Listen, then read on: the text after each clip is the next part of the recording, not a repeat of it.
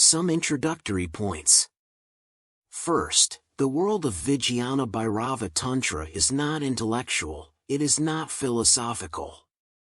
Doctrine is meaningless to it. It is concerned with method, with technique, not with principles at all. The word Tantra means technique, the method, the path. So it is not philosophical, note this. It is not concerned with intellectual problems and inquiries. It is not concerned with the why of things, it is concerned with how, not with what is truth, but how the truth can be attained. Tantra means technique. So this treatise is a scientific one. Science is not concerned with why, science is concerned with how. That is the basic difference between philosophy and science. Philosophy asks, why this existence? Science asks, how this existence? The moment you ask the question, how, method, technique, become important. Theories become meaningless, experience becomes the center. Tantra is science, Tantra is not philosophy. To understand philosophy is easy because only your intellect is required. If you can understand language, if you can understand concept, you can understand philosophy. You need not change, you require no transformation. As you are, you can understand philosophy but not Tantra. You will need a change, rather, a mutation. Unless you are different, Tantra cannot be understood, because Tantra is not an intellectual proposition, it is an experience. Unless you are receptive, ready, vulnerable to the experience, it is not going to come to you. Philosophy is concerned with the mind. Your head is enough, your totality is not required. Tantra needs you in your totality. It is a deeper challenge. You will have to be in it wholly. It is not fragmentary. A different approach, a different attitude, a different mind to receive it is required. Because of this, Devi is asking apparently philosophical questions. Tantra starts with Devi's questions. All the questions can be tackled philosophically. Really, any question can be tackled in two ways, philosophically or totally, intellectually or existentially. For example, if someone asks, what is love? You can tackle it intellectually, you can discuss, you can propose theories, you can argue for a particular hypothesis. You can create a system, a doctrine, and you may not have known love at all. To create a doctrine, experience is not needed. Really, on the contrary, the less you know the better, because then you can propose a system unhesitatingly. Only a blind man can easily define what light is. When you do not know, you are bold. Ignorance is always bold, knowledge hesitates. And the more you know, the more you feel that the ground underneath is dissolving. The more you know, the more you feel how ignorant you are. And those who are really wise, they become ignorant. They become as simple as children, or as simple as idiots. The less you know, the better. To be philosophical, to be dogmatic, to be doctrinaire, this is easy. To tackle a problem intellectually is very easy. But to tackle a problem existentially, not just to think about it, but to live it through, to go through it, to allow yourself to be transformed through it, is difficult. That is, to know love, one will have to be in love. That is dangerous because you will not remain the same. The experience is going to change you. The moment you enter love, you enter a different person. And when you come out, you will not be able to recognize your old face, it will not belong to you. A discontinuity will have happened. Now there is a gap, the old man is dead and the new man has come. That is what is known as rebirth, being twice born. Tantra is non-philosophical and existential. So of course Devi asks questions which appear to be philosophical, but Shiva is not going to answer them that way. So it is better to understand it in the beginning, otherwise you will be puzzled, because Shiva is not going to answer a single question.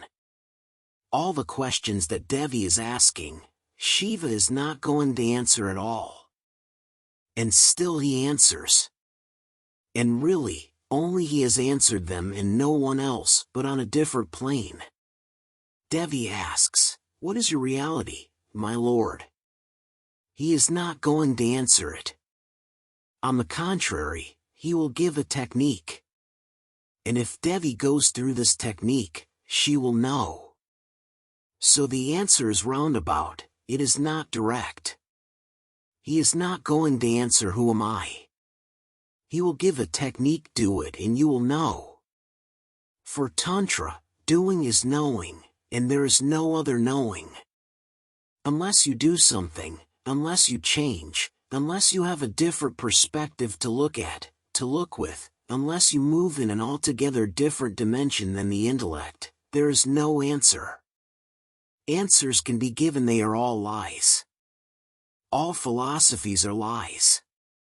You ask a question and the philosophy gives you an answer. It satisfies you or doesn't satisfy you. If it satisfies you, you become a convert to the philosophy, but you remain the same. If it doesn't satisfy you, you go on searching for some other philosophy to be converted to. But you remain the same, you are not touched at all, you are not changed. So whether you are a Hindu or a Mohammedan or a Christian or a Jain, it makes no difference. The real person behind the facade of a Hindu or a Mohammedan or a Christian is the same. Only words differ, or clothes. The man who is going to the church or to the temple or to the mosque is the same man. Only faces differ, and they are faces which are false, they are masks. Behind the masks you will find the same man, the same anger, the same aggression, the same violence, the same greed, the same lust, everything the same. Is Mohammedan sexuality different from Hindu sexuality? Is Christian violence different from Hindu violence? It is the same. The reality remains the same, only clothes differ. Tantra is not concerned with your clothes, Tantra is concerned with you. If you ask a question, it shows where you are. It shows also that wherever you are you cannot see, that is why there is the question.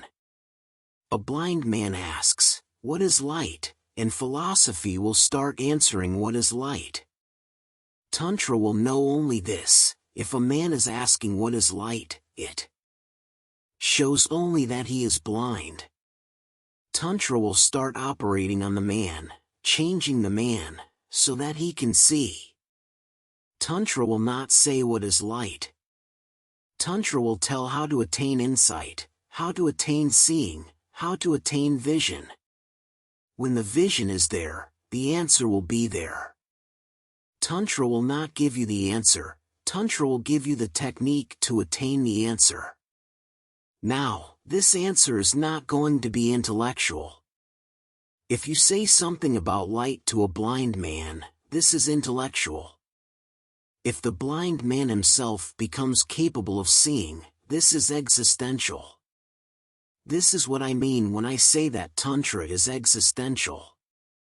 So Shiva is not going to answer Devi's questions, still, he will answer the first thing.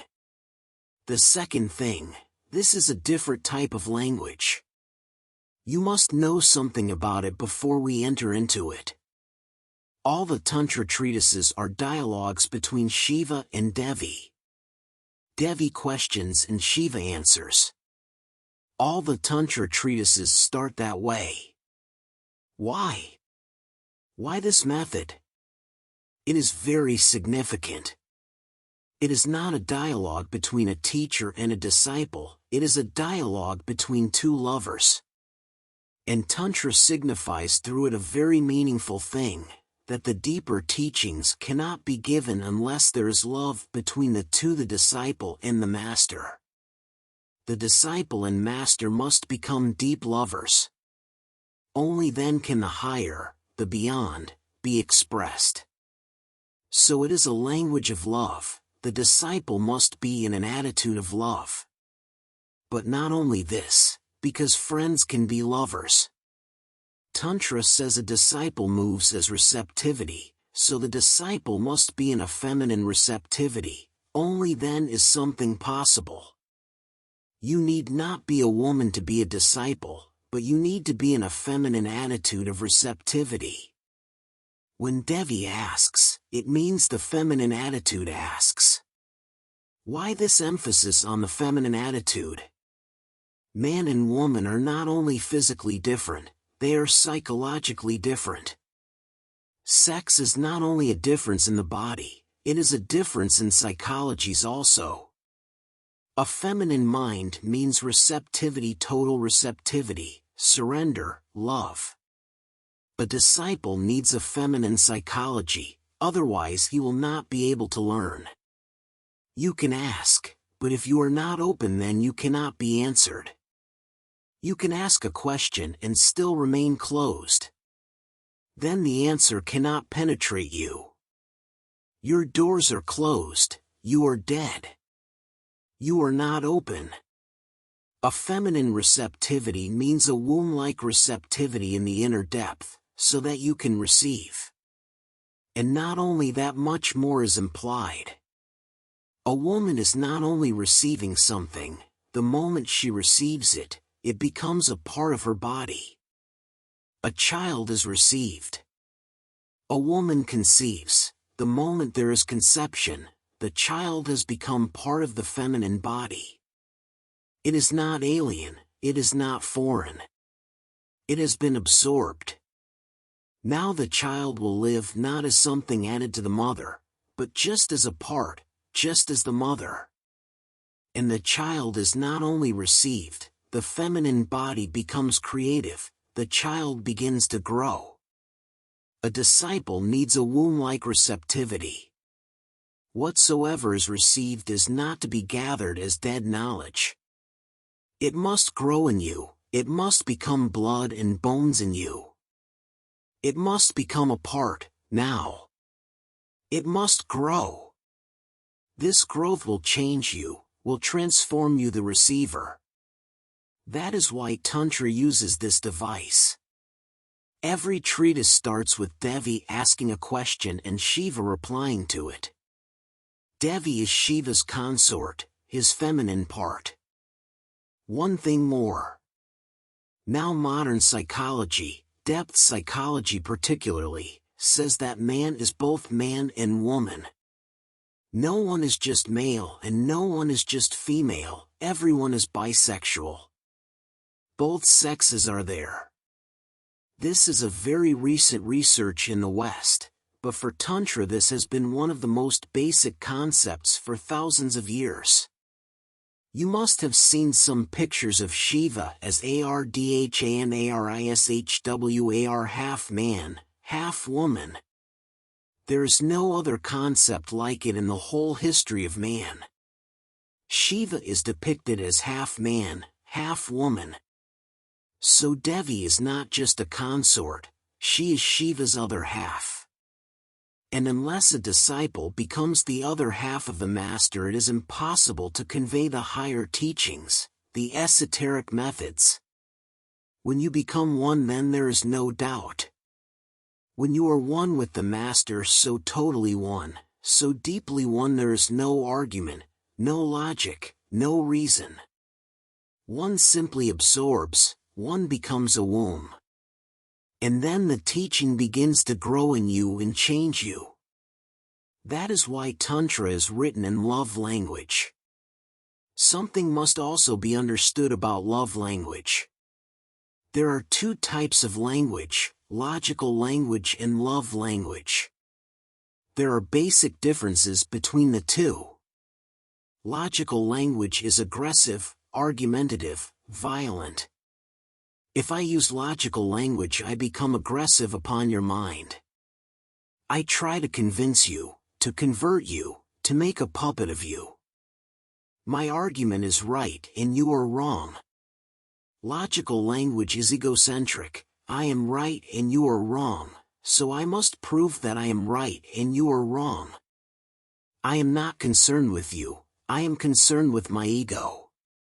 My ego is always right. Love language is totally different.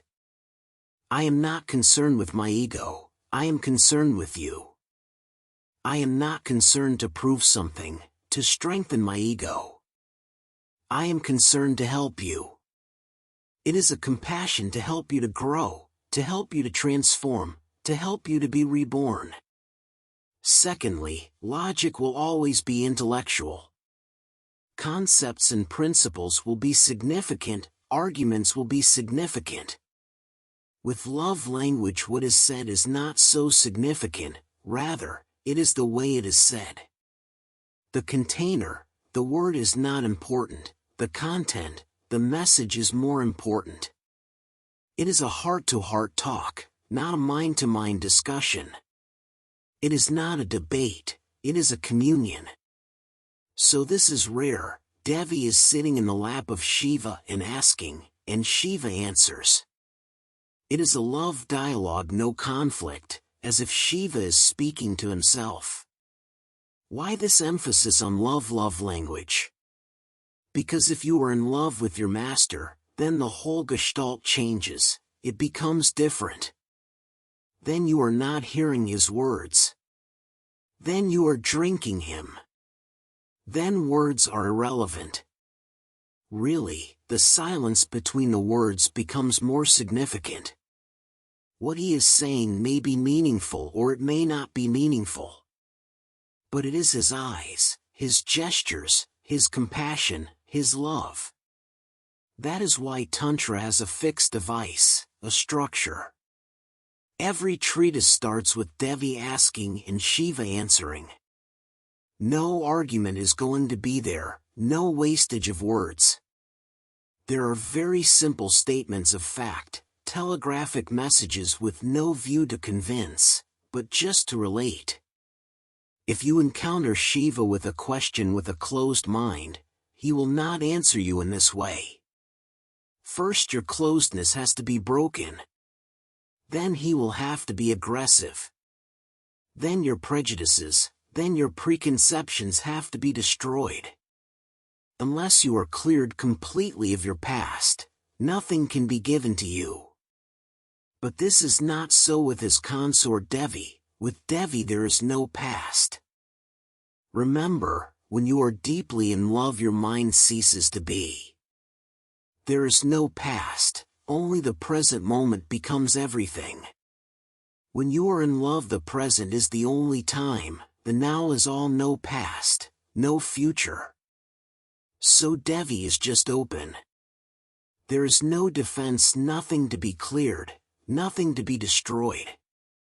The ground is ready, only a seed has to be dropped. The ground is not only ready, but welcoming, receptive, asking to be impregnated. So all these sayings that we are going to discuss will be telegraphic. They are just sutras, but each sutra, each telegraphic message given by Shiva is worth a Veda, worth a Bible, worth a Quran. Each single sentence can become the base of a great scripture. Scriptures are logical, you have to propose, defend, argue. Here there is no argument, just simple statements of love. Thirdly, the very words Vijnana Bhairava Tantra mean the technique of going beyond consciousness. Vijnana means consciousness, Bhairava means the state which is beyond consciousness, and Tantra means the method of going beyond consciousness. This is the supreme doctrine without any doctrine. We are unconscious, so all the religious teachings are concerned with how to go beyond unconsciousness, how to be conscious. For example, Krishnamurti, Zen, they are all concerned with how to create more consciousness, Because we are unconscious. So how to be more aware, alert? From unconsciousness, how to move toward consciousness? But Tantra says that this is a duality, unconscious and conscious. If you move from unconsciousness to consciousness, you are moving from one duality to another. Move beyond both. Unless you move beyond both, you can never reach the ultimate, so be neither the unconscious nor the conscious, just go beyond, just be. Be neither the conscious nor the unconscious, just be. This is going beyond yoga, going beyond Zen, going beyond all teachings. Vijnana means consciousness, and Bhairava is a specific term, a Tantra term for one who has gone beyond. That is why Shiva is known as Bhairava and Devi is known as Bhairavi, those who have gone beyond the dualities. In our experience, only love can give a glimpse. That is why love becomes the very basic device to impart tantric wisdom. In our experience, we can say that only love is something which goes beyond duality. When two persons are in love, the deeper they move into it, the less and less they are two, the more and more they become one. And a point comes and a peak is reached when only apparently they are two. Inwardly they are one, the duality is transcended. Only in this sense does Jesus saying that God is love become meaningful, otherwise not. In our experience, love is nearest to God. It is not that God is loving, as Christians go on interpreting that God has a fatherly love for you. Nonsense. God is love is a tantric statement. It means love is the only reality in our experience which reaches nearest to God, to the divine. Why? Because in love oneness is felt. Bodies remain two, but something beyond the bodies merges and becomes one. That is why there is so much hankering after sex. The real hankering is after oneness, but that oneness is not sexual. In sex, two bodies have only a deceptive feeling of becoming one, but they are not one, they are only joined together. But for a single moment, two bodies forget themselves and each other, and a certain physical oneness is felt. This hankering is not bad, but to stop at it is dangerous. This hankering shows a deeper urge to feel oneness. In love, on a higher plane, the inner one moves, merges into the other, and there is a feeling of oneness. Duality dissolves. Only in this non-dual love can we have a glimpse of what is the state of a Bhairava. We may say that the state of a Bhairava is absolute love with no coming back. From the peak of love there is no falling back. It is remaining on the peak. We have made Shiva's abode on Kailash. That is simply symbolic, it is the highest peak, the holiest peak. We have made it Shiva's abode. We can go there, but we will have to come down, it cannot be our abode. We can go on a pilgrimage. It is a terthyatra, a pilgrimage, a journey. We can touch for a single moment the highest peak, then we will have to come back. In love this holy pilgrimage happens, but not for all, because almost no one moves beyond sex. So we go on living in the valley, the dark valley. Sometimes someone moves to the peak of love, but then he falls back because it is so dizzying. It is so high and you are so low. And it is so difficult to live there. Those who have loved, they know how difficult it is to be constantly in love. One has to come back again and again. It is Shiva's abode. He lives there, it is his home. A Bhairava lives in love, that is his abode. When I say that is his abode, I mean now he is not even aware of love, because if you live on Kailash you will not be aware that this is Kailash, this is a peak. The peak becomes a plane. Shiva is not aware of love.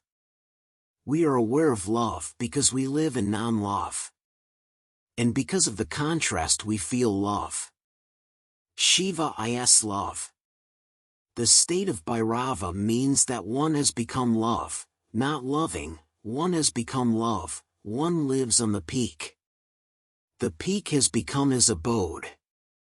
How to make this highest peak possible, beyond duality, beyond unconsciousness, beyond consciousness, beyond the body and beyond the soul, beyond the world and beyond the so-called moksha liberation?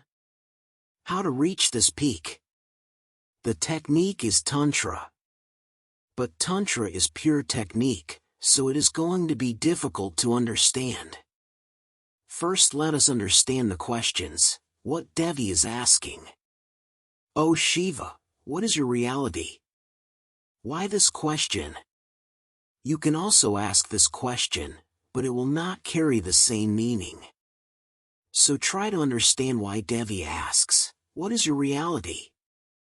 Devi is in deep love.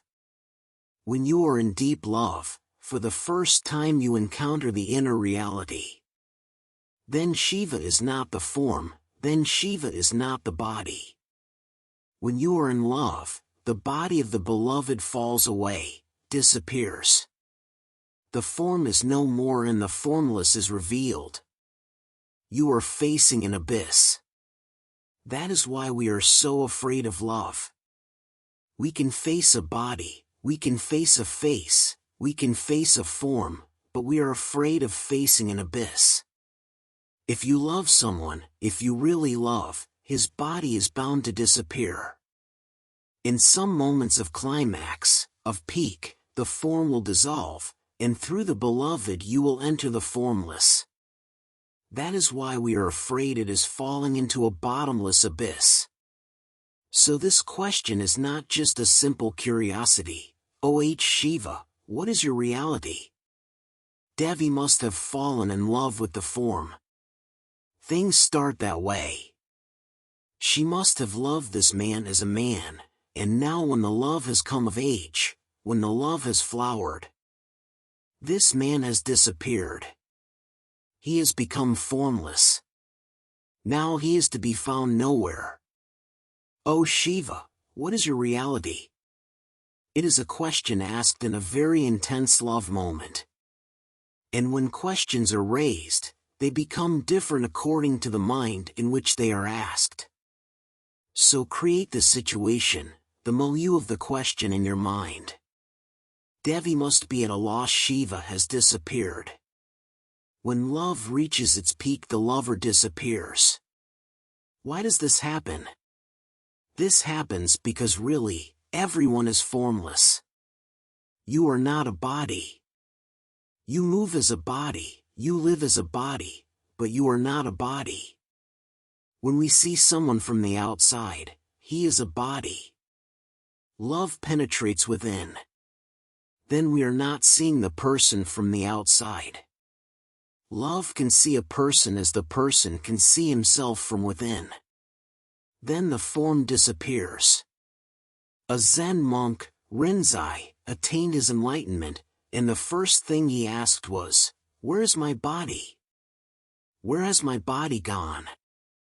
And he began to search. He called his disciples and said, "Go and find out where my body is. I have lost my body." He had entered the formless.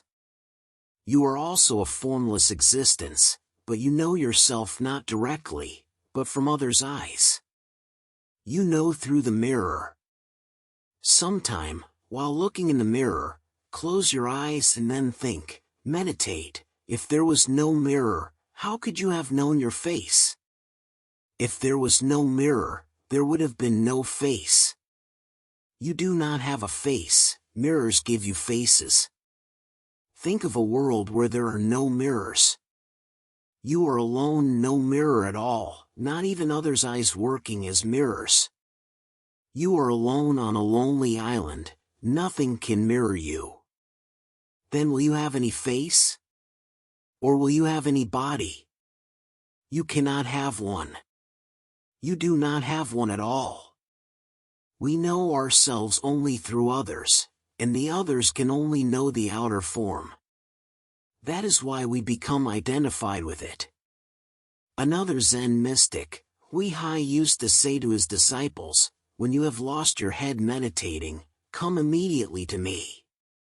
When you lose your head, come immediately to me.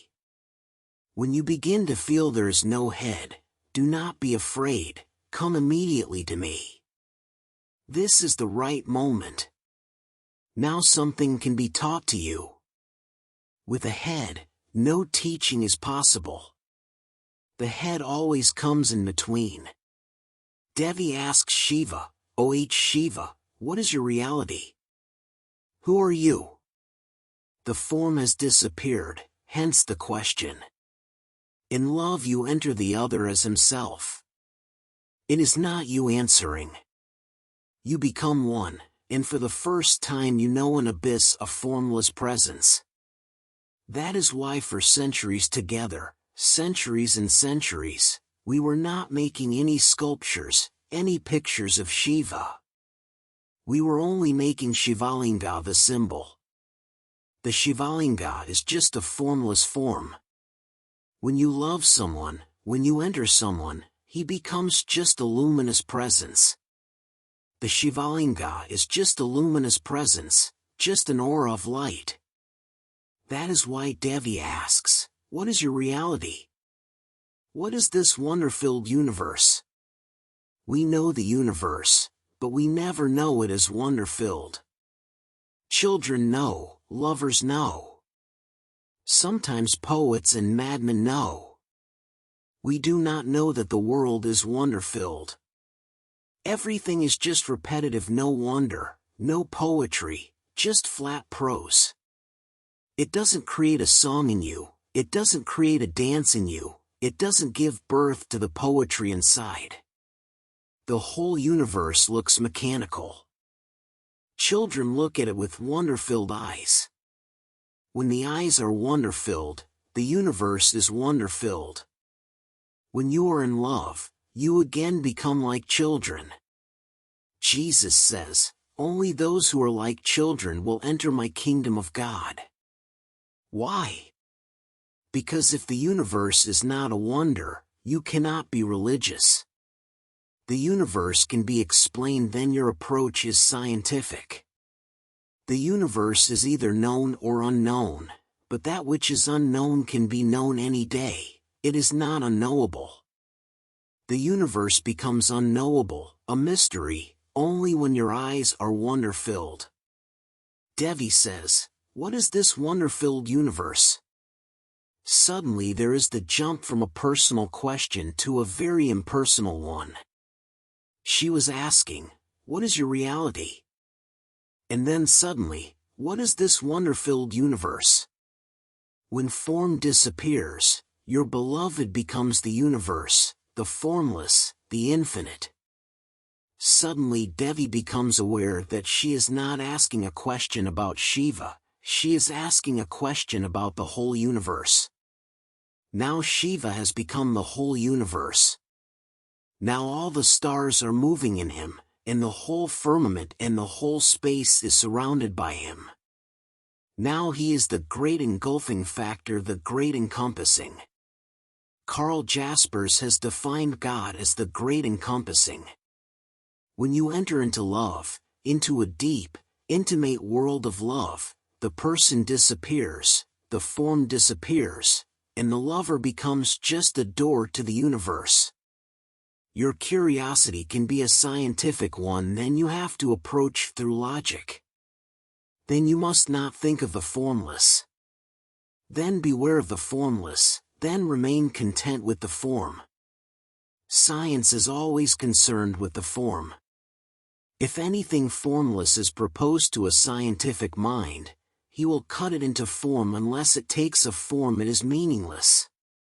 First give it a form, a definite form, only then does the inquiry start. In love, if there is form, then there is no end to it. Dissolve the form. When things become formless, dizzy, without boundaries, everything entering another, the whole universe becoming a oneness, then only is it a wonder-filled universe. What constitutes seed? Then Devi goes on. From the universe she goes on to ask, what constitutes seed? This formless, wonder-filled universe, from where does it come? From where does it originate?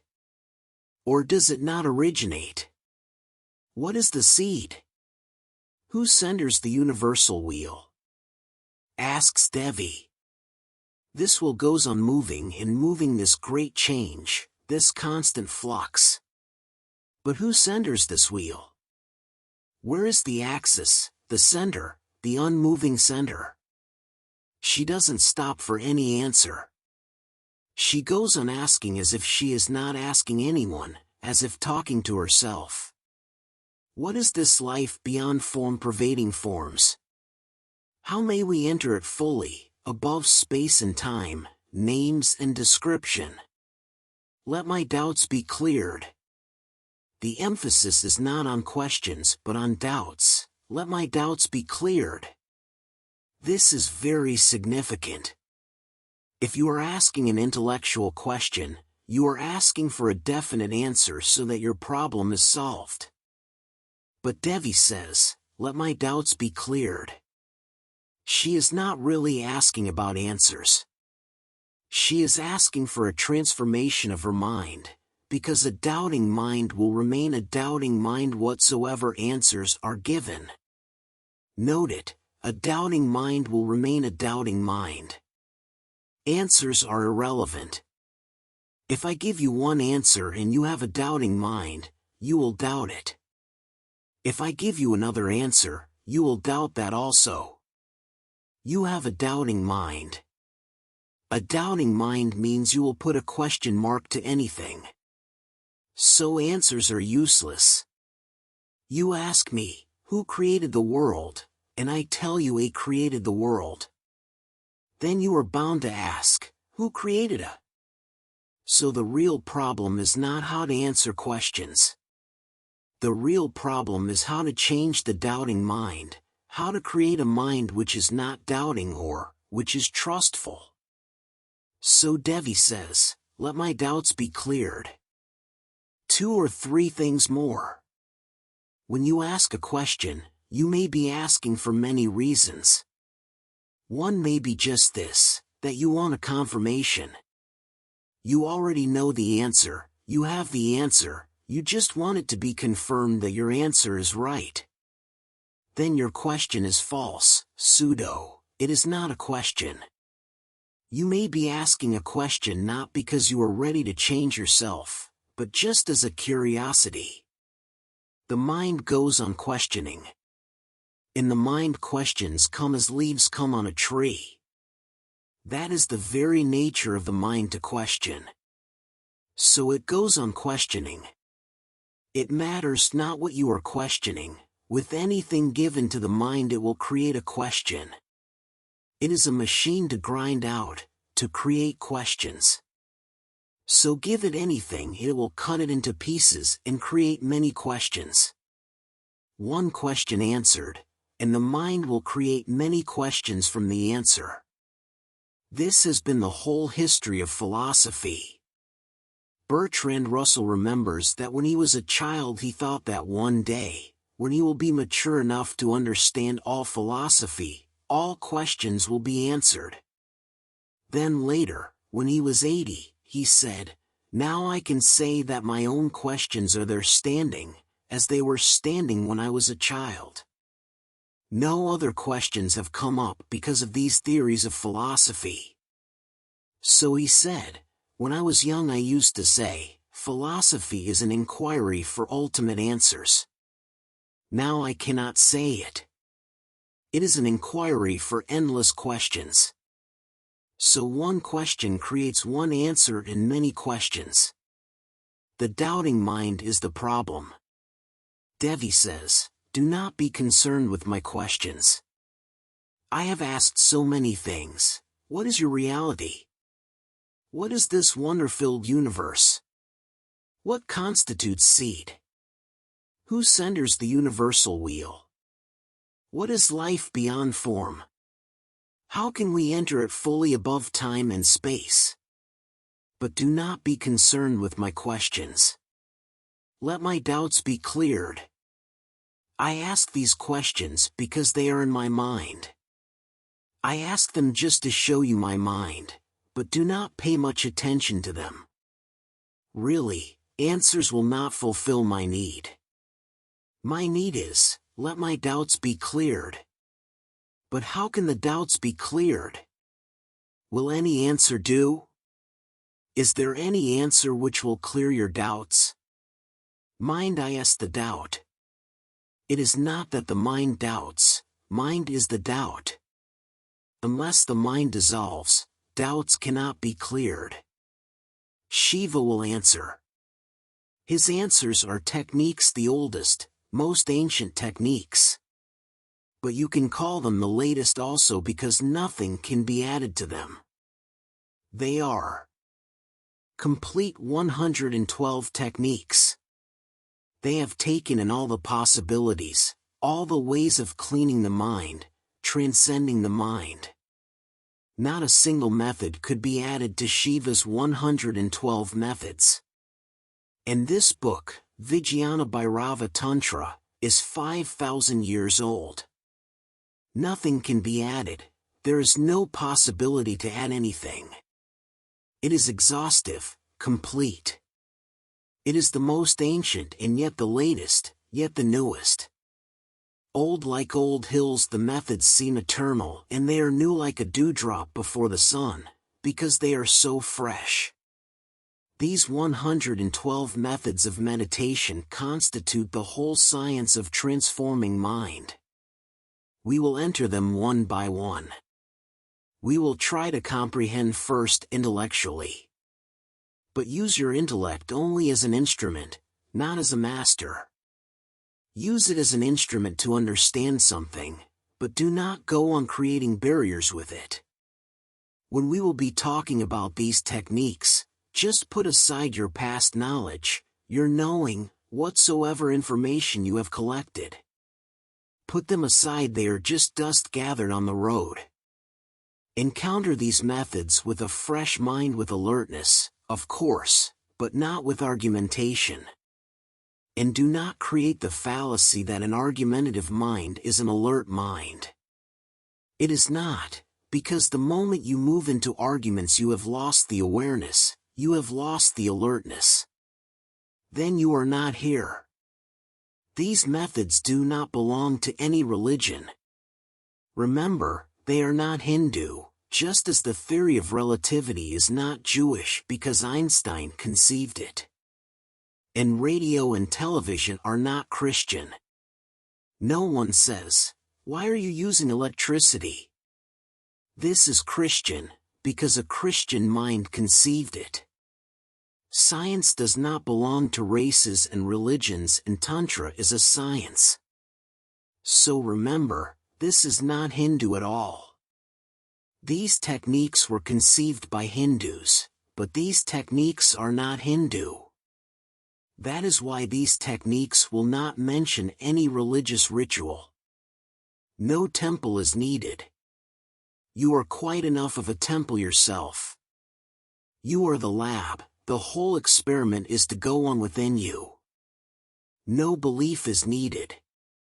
This is not religion, this is science. No belief is needed.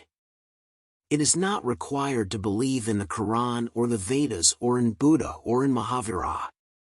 No belief is needed. Only a daringness to experiment is enough, courage to experiment is enough, that is the beauty. A Mohammedan can practice and he will reach to the deeper meanings of the Quran. A Hindu can practice and he will for the first time know what the Vedas are. And a Jain can practice and a Buddhist can practice, they need not leave their religion. Tantra will fulfill them, wherever they are. Tantra will be helpful, whatsoever their chosen path. So remember this, Tantra is pure science. You may be a Hindu or a Mohammedan or a Parsi or whatsoever. Tantra doesn't touch your religion at all. Tantra says that religion is a social affair. So belong to any religion, it is irrelevant. But you can transform yourself, and that transformation needs a scientific methodology. When you are ill, when you have fallen ill or you have caught tuberculosis or anything, then whether you are a Hindu or a Mohammedan makes no difference. The tuberculosis remains indifferent to your Hinduism, to your Mohammedanism, to your beliefs, political, social, or religious. Tuberculosis has to be treated scientifically. There is no Hindu tuberculosis, no Mohammedan tuberculosis. You are ignorant, you are in conflict, you are asleep. This is a disease, a spiritual disease. This disease has to be treated by the Tantra. You are irrelevant, your beliefs are irrelevant. It is just a coincidence that you are born somewhere and someone else is born somewhere else. This is just a coincidence. Your religion is a coincidence, so do not cling to it. Use some scientific methods to transform yourself. Tantra is not very well known. And even if it is known, it is very much misunderstood. There are reasons for it. The higher and purer a science, the less is the possibility that the masses will know of it. We have only heard the name of the theory of relativity. It used to be said that only 12 persons understood it when Einstein was alive. All over the world only 12 minds could understand it. It was difficult even for Albert Einstein to make it understood to someone, to make it understandable, because it moves so high, it goes above your head. But it can be understood. A technical, mathematical knowledge is needed, a training is needed, and then it can be understood. But Tantra is more difficult because no training will help. Only transformation can help. That is why Tantra could never become understood by the masses. And it always happens that when you cannot understand a thing, at least you will misunderstand, because then you can feel, okay, I understand. You cannot simply remain in the vacuum. Secondly, when you cannot understand a thing, you begin to abuse it because it insults you. You cannot understand it. You cannot understand it? That is impossible. Something must be wrong with the thing itself. One begins to abuse, one begins to talk nonsense, and then he feels, now it is okay. So Tantra was not understood, Tantra was misunderstood. It was so deep and so high that this was natural. Secondly, because Tantra moves beyond duality, the very standpoint is amoral. Please understand this word, moral, immoral, amoral. We understand morality, we understand immorality, but it becomes difficult if something is amoral beyond both. Tantra is amoral. Look at it in this way. A medicine is amoral, it is neither moral nor immoral. If you give it to a thief it will help, if you give it to a saint it will help. It will make no differentiation between a thief and a saint. The medicine cannot say, this is a thief so I am going to kill him, and this is a saint so I am going to help him. A medicine is a scientific thing. Your being a thief or being a saint is irrelevant.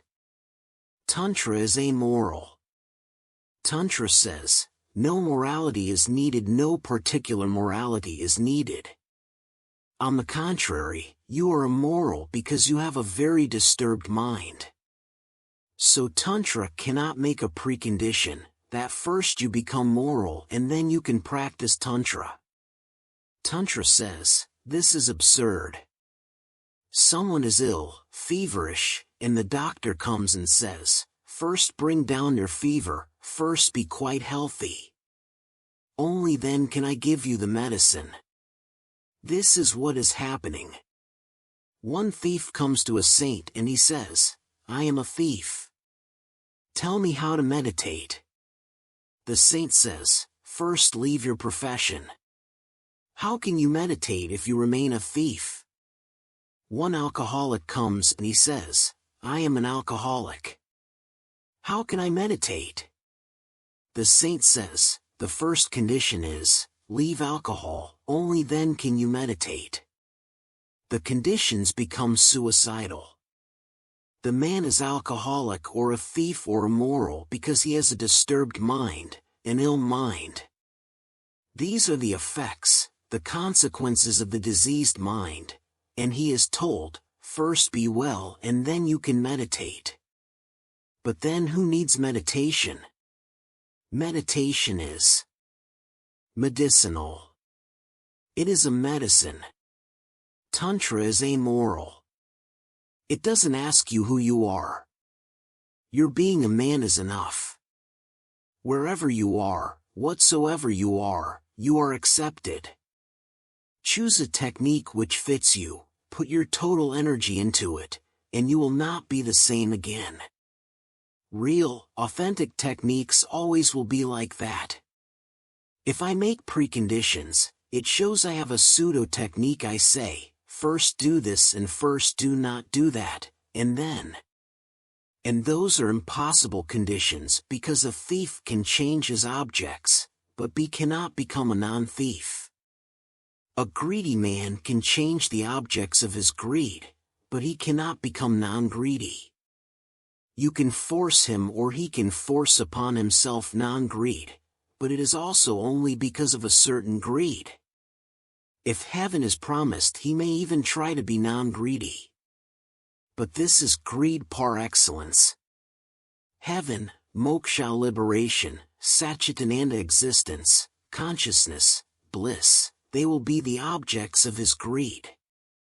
Tantra says, you cannot change man unless you give him authentic techniques with which to change. Just by preaching nothing is changed. And you can see this all over the world. Whatsoever Tantra says is written all over the world. So much preaching, so much moralizing, so many priests, preachers. The whole world is filled with them, yet everything is so ugly and so immoral. Why is this happening? The same will be the case if you give your hospitals to preachers. They will go there and they will start preaching. And they will make every ill man feel, you are guilty. You have created this disease, now change this disease. If preachers are given hospitals, what will be the condition of hospitals? The same as the condition of the whole world. Preachers go on preaching. They go on telling people, don't be angry, without giving any technique. And we have heard this teaching for so long that we never even raise the question, what are you saying? I am angry and you simply say, don't be angry. How is this possible? When I am angry it means I am anger, and you just tell me, don't be angry. So I can only suppress myself. But that will create more anger. That will create guilt because if I try to change and cannot change myself, that creates inferiority. It gives me a feeling of guilt, that I am incapable, I cannot win over my anger. No one can win. You need certain weapons, you need certain techniques, because your anger is just an indication of a disturbed mind. Change the disturbed mind and the indication will change. Anger is just showing what is within. Change the within and the without will change.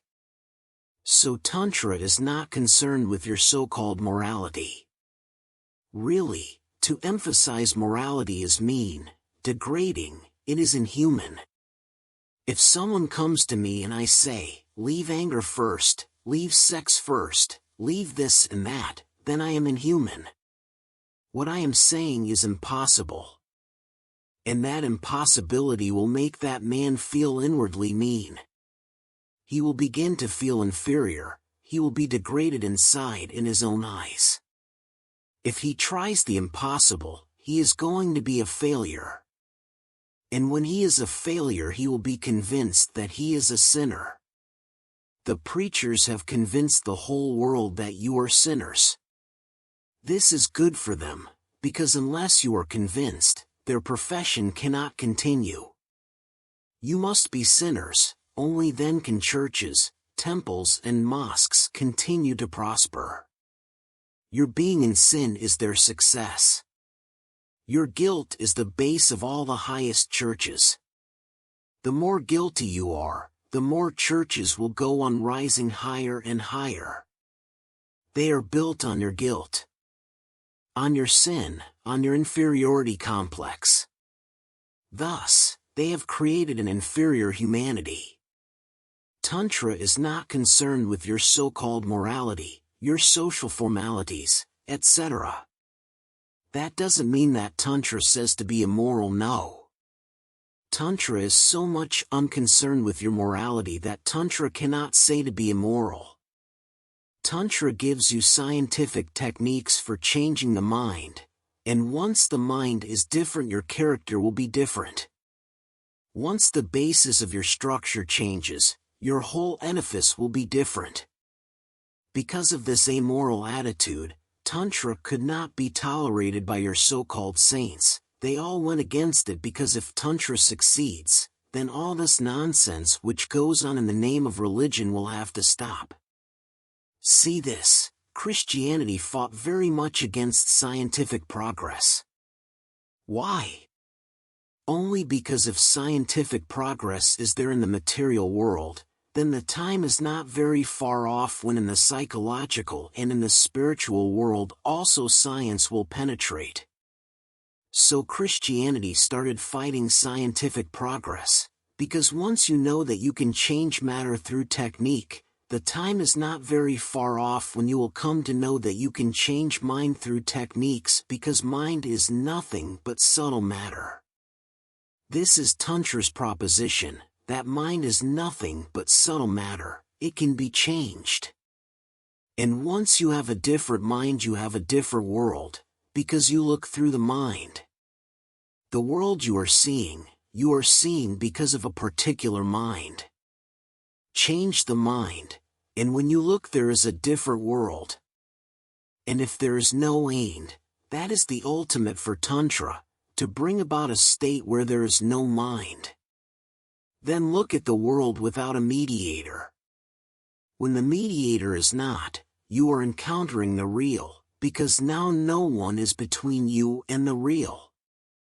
Then nothing can be distorted. So Tantra says that when there is no mind, that is the state of a Bhairava, a no-mind state. For the first time you look at the world, at that which is. If you have a mind, you go on creating a world, you go on imposing, projecting. So first change the mind, then change from mind to no mind.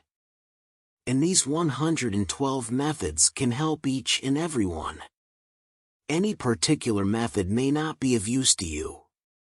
That is why Shiva goes on relating many methods. Choose any one method which suits you. It is not difficult to know which suits you. We will try to understand each method and how to choose for yourself one method which can change you in your mind. This understanding, this intellectual understanding will be a basic necessity, but this is not the end. Whatsoever I talk about here, try it. Really, when you try the right method it clicks immediately. So I will go on talking about methods here every day. You try them. Just play with them, go home and try. The right method, whenever you happen upon it, just clicks. Something explodes in you, and you know that this is the right method for me. But effort is needed, and you may be surprised that suddenly one day one method has gripped you. So while I am talking here, parallel to it, go on playing with these methods. I say playing because you should not be too serious. Just play. Something may fit you. If it fits you, then be serious, and then go deep into it intensely, honestly, with all your energy, with all your mind. But before that, just play. I have found that while you are playing, your mind is more open. While you are serious, your mind is not so open, it is closed. So just play. Do not be too serious, just play. And these methods are simple, you can just play with them. Take one method and play with it for at least 3 days.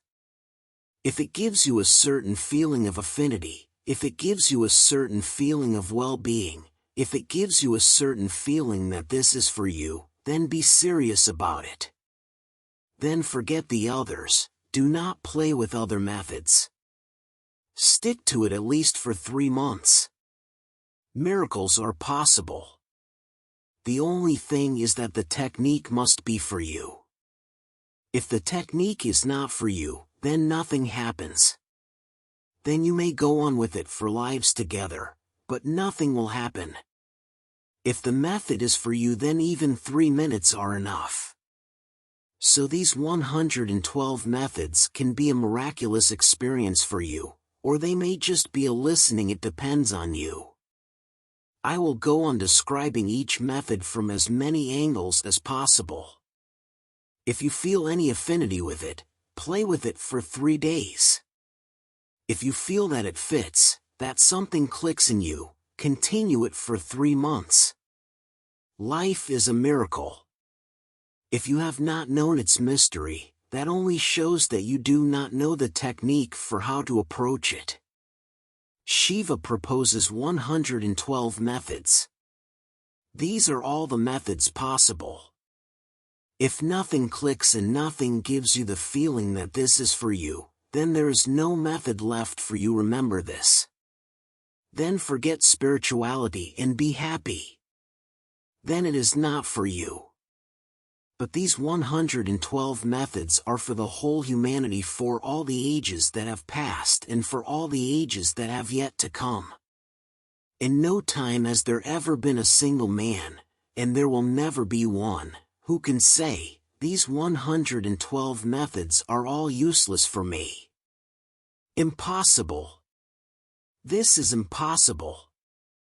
Every type of mind has been taken into account. Every possible type of mind has been given a technique in Tantra. There are many techniques for which no man exists yet, they are for the future. There are many techniques for which no man exists now, they are for the past. But do not be afraid. There are many methods which are for you. So we will start this journey from tomorrow. The end. What is the difference between traditional yoga and Tantra? Are they the same? Tantra and yoga are basically different. They reach to the same goal, however, their paths are not only different, but contrary also. So this has to be understood very clearly. The yoga process is also methodology, yoga is also technique. Yoga is not philosophy. Just like Tantra, yoga depends on action, method, technique. Doing leads to being in yoga also, but the process is different. In yoga one has to fight, it is the path of the warrior. On the path of Tantra one does not have to fight at all. Rather, on the contrary, one has to indulge, but with awareness. Yoga is suppression with awareness. Tantra is indulgence with awareness. Tantra says that whatsoever you are, the ultimate is not opposite to it. It is a growth, you can grow to be the ultimate. There is no opposition between you and the reality. You are part of it, so no struggle, no conflict, no opposition to nature is needed.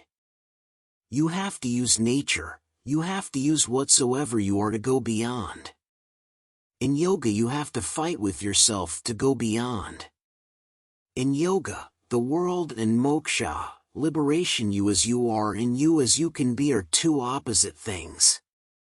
Suppress, fight, dissolve that which you are so that you can attain that which you can be. Going beyond is a death in yoga. You must die for your real being to be born. In the eyes of Tantra, yoga is a deep suicide. You must kill your natural self, your body, your instincts, your desires, everything. Tantra says accept yourself as you are. It is a deep acceptance. Do not create a gap between you and the real, between the world and nirvana. Do not create any gap. There is no gap for Tantra, no death is needed. For your rebirth, no death is needed, rather, a transcendence. For this transcendence, use yourself. For example, sex is there, the basic energy you are born through, born with. The basic cells of your being and of your body are sexual, so the human mind revolves around sex. For yoga you must fight with this energy. Through fight you create a different center in yourself. The more you fight, the more you become integrated in a different center. Then sex is not your center. Fighting with sex, of course, consciously will create in you a new center of being, a new emphasis, a new crystallization. Then sex will not be your energy. You will create your energy fighting with sex. A different energy will come into being in a different center of existence. For Tantra you have to use the energy of sex. Do not fight with it, transform it. Do not think in terms of enmity, be friendly to it. It is your energy. It is not evil, it is not bad. Every energy is just natural. It can be used for you, it can be used against you. You can make a block of it, a barrier, or you can make it a step. It can be used. Rightly used, it becomes friendly; wrongly used, it becomes your enemy. But it is neither. Energy is just natural. As ordinary man is using sex, it becomes an enemy, it destroys him, he simply dissipates in it. Yoga takes the opposite view, opposite to the ordinary mind. The ordinary mind is being destroyed by its own desires, so yoga says stop desiring, be desireless. Fight desire and create an integration in you which is desireless. Tantra says be aware of the desire, do not create any fight. Move in desire with full consciousness, and when you move into desire with full consciousness you transcend it. You are into it and still you are not in it. You pass through it, but you remain an outsider. Yoga appeals much because yoga is just the opposite of the ordinary mind, so the ordinary mind can understand the language of yoga. You know how sex is destroying you, how it has destroyed you, how you go on revolving around it like a slave, like a puppet. You know this by your experience. So when yoga says fight it, you immediately understand the language. That is the appeal, the easy appeal of yoga. Tantra cannot be so easily appealing. It seems difficult, how to move into desire without being overwhelmed by it. How to be in the sex act consciously, with full awareness. The ordinary mind becomes afraid. It seems dangerous. Not that it is dangerous, whatsoever you know about sex creates this danger for you. You know yourself, you know how you can deceive yourself. You know very well that your mind is cunning. You can move in desire, in sex, in everything, and you can deceive yourself that you are moving with full awareness. That is why you feel the danger. The danger is not in Tantra, it is in you. And the appeal of yoga is because of you, because of your ordinary mind, your sex-suppressed, sex-starved, sex-indulging mind. Because the ordinary mind is not healthy about sex, yoga has an appeal. With a better humanity, with a healthy sex natural, normal, the case would be different. We are not normal and natural. We are absolutely abnormal, unhealthy, really insane. But because everyone is like us, we never feel it. Madness is so normal that not to be mad may look abnormal. A Buddha is abnormal, a Jesus is abnormal amidst us. They do not belong to us. This normalcy is a disease. This normal mind has created the appeal of yoga. If you take sex naturally with no philosophy around it, with no philosophy for or against, if you take sex as you take your hands, your eyes, if it is totally accepted as a natural thing, then Tantra will have an appeal. And only then can Tantra be useful for many. But the days of Tantra are coming. Sooner or later Tantra will explode for the first time in the masses, because for the first time the time is ripe to take sex naturally. It is possible that the explosion may come from the West, because Freud, Jung, Reich, they have prepared the background. They did not know anything about Tantra, but they have made the basic ground for Tantra to evolve. Western psychology has come to a conclusion that the basic human disease is somewhere around sex. The basic insanity of man is sex-oriented. So unless this sex orientation is dissolved, man cannot be natural, normal. Man has gone wrong only because of his attitudes about sex. No attitude is needed. Only then are you natural. What attitude have you about your eyes? Are they evil or are they divine? Are you for your eyes or against them? There is no attitude. That is why your eyes are normal. Take some attitude, think that eyes are evil. Then seeing will become difficult. Then seeing will take the same problematic shape that sex has taken. Then you will want to see. You will desire and you will hanker to see. But when you see you will feel guilty. Whenever you see you will feel guilty that you have done something wrong, that you have sinned. You would like to kill your very instrument of seeing, you would like to destroy your eyes. And the more you want to destroy them, the more you will become eye-centered. Then you will start a very absurd activity. You will want to see more and more, and simultaneously you will feel more and more guilty.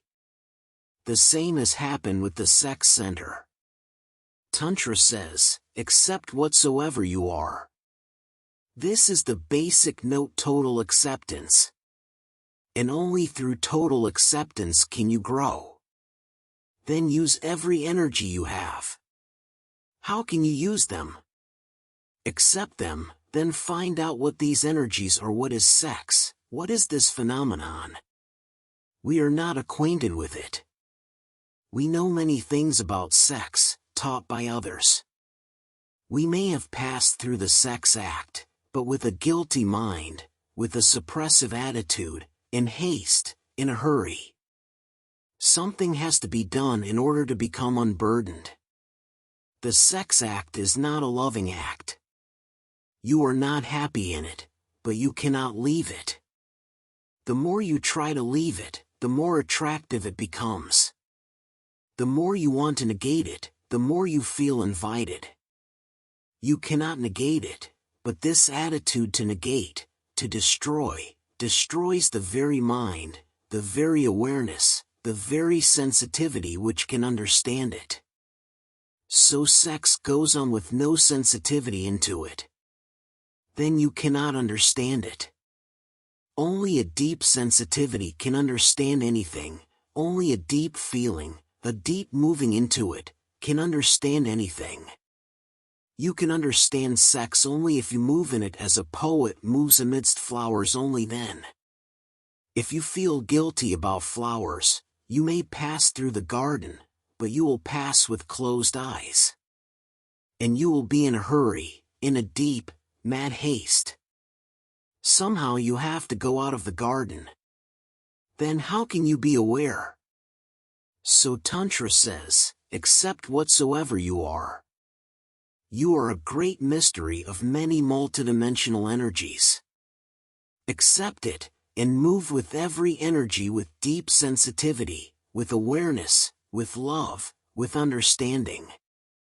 Move with it. Then every desire becomes a vehicle to go beyond it. Then every energy becomes a help. And then this very world is nirvana, this very body is a temple, a holy place. Yoga is negation, Tantra is affirmation. Yoga thinks in terms of duality, that is the reason for the word yoga. It means to put two things together, to yoke two things together. But two things are there, the duality is there. Tantra says there is no duality. If there is duality, then you cannot put them together. And howsoever you try, they will remain two. Howsoever put together, they will remain two, and the fight will continue, the dualism will remain. If the world and the divine are two, then they cannot be put together. If really they are not two, if they are only appearing as two, only then can they be one. If your body and your soul are two, then they cannot be put together. If you and God are two, then there is no possibility of putting them together. They will remain two. Tantra says there is no duality, it is only an appearance. So why help appearance to grow stronger? Tantra asks, why help this appearance of duality to grow stronger? Dissolve at this very moment. Be one. Through acceptance you become one, not through fight. Accept the world, accept the body, accept everything that is inherent in it. Do not create a different center in yourself, because for Tantra that different center is nothing but the ego. Do not create an ego. Just be aware of what you are. If you fight, then the ego will be there. So it is difficult to find a yogi who is not an egoist. And yogis may go on talking about egolessness, but they cannot be egoless. The very process they go through creates the ego. The fight is the process. If you fight, you are bound to create an ego. And the more you fight, the more strengthened the ego will be. And if you win your fight, then you will achieve the supreme ego. Tantra says, no fight. Then there is no possibility of the ego. If we understand Tantra, there will be many problems, because for us, if there is no fight, there is only indulgence. No fight means indulgence for us. Then we become afraid. We have indulged for lives together and we have reached nowhere. But for Tantra, indulgence is not our indulgence. Tantra says indulge, but be aware. You are angry, Tantra will not say do not be angry. Tantra will say be angry wholeheartedly, but be aware. Tantra is not against anger, Tantra is only against spiritual sleepiness, spiritual unconsciousness. Be aware and be angry. And this is the secret of the method, that if you are aware, anger is transformed, it becomes compassion. So Tantra says anger is not your enemy, it is compassion in seed form. The same anger, the same energy, will become compassion. If you fight with it, then there will be no possibility for compassion. So if you succeed in fighting, in suppression, you will be a dead man. There will be no anger because you have suppressed it, but there will be no compassion either, because only anger can be transformed into compassion.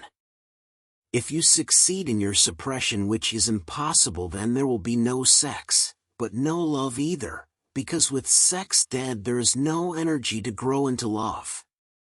So you will be without sex, but you will also be without love.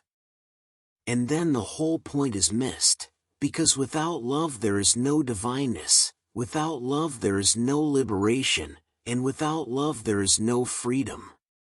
Tantra says that these same energies are to be transformed.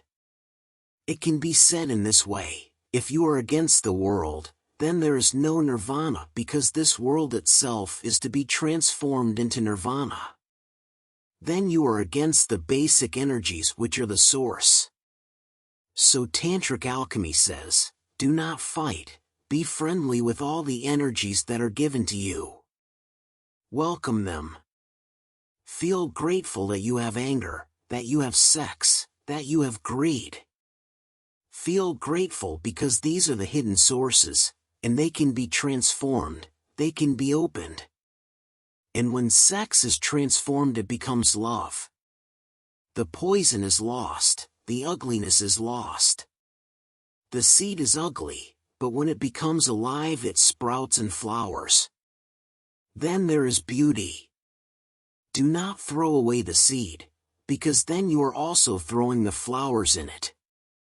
They are not there yet, not yet manifest so that you can see them. They are unmanifest, but they are there. Use this seed so that you can attain to flowers. So first let there be acceptance, a sensitive understanding and awareness. Then indulgence is allowed. One thing more which is really very strange, but one of the deepest discoveries of Tantra, and that is, whatsoever you take as your enemy's greed, anger, hate, sex, whatsoever your attitude that they are enemies makes them your enemies. Take them as divine gifts and approach them with a very grateful heart. For example, Tantra has developed many techniques for the transformation of sexual energy. Approach the sex act as if you are approaching the temple of the divine. Approach the sex act as if it is prayer, as if it is meditation. Feel the holiness of it. That is why in Khajuraho, in Puri, in Konark, every temple has Mathan, intercourse. Sculptures. The sex act on the walls of temples seems illogical, particularly for Christianity, for Islam, for Jainism. It seems inconceivable, contradictory. How is the temple connected with Mathan pictures? On the outer walls of the Khajuraho temples, every conceivable type of sex act is pictured in stone. Why? In a temple it doesn't have any place, in our minds at least. Christianity cannot conceive of a church wall with Khajuraho pictures. Impossible. Modern Hindus also feel guilty because the minds of modern Hindus are created by Christianity. They are Hindu Christians and they are worse, because to be a Christian is good, but to be a Hindu Christian is just weird. They feel guilty. One Hindu leader, Purushottamdas Tandon, even proposed that these temples should be destroyed, that they do not belong to us. Really, it looks like they do not belong to us because Tantra has not been in our hearts for a long time, for centuries. It has not been the main current. Yoga has been the main current, and for yoga Khajuraho is inconceivable, it must be destroyed.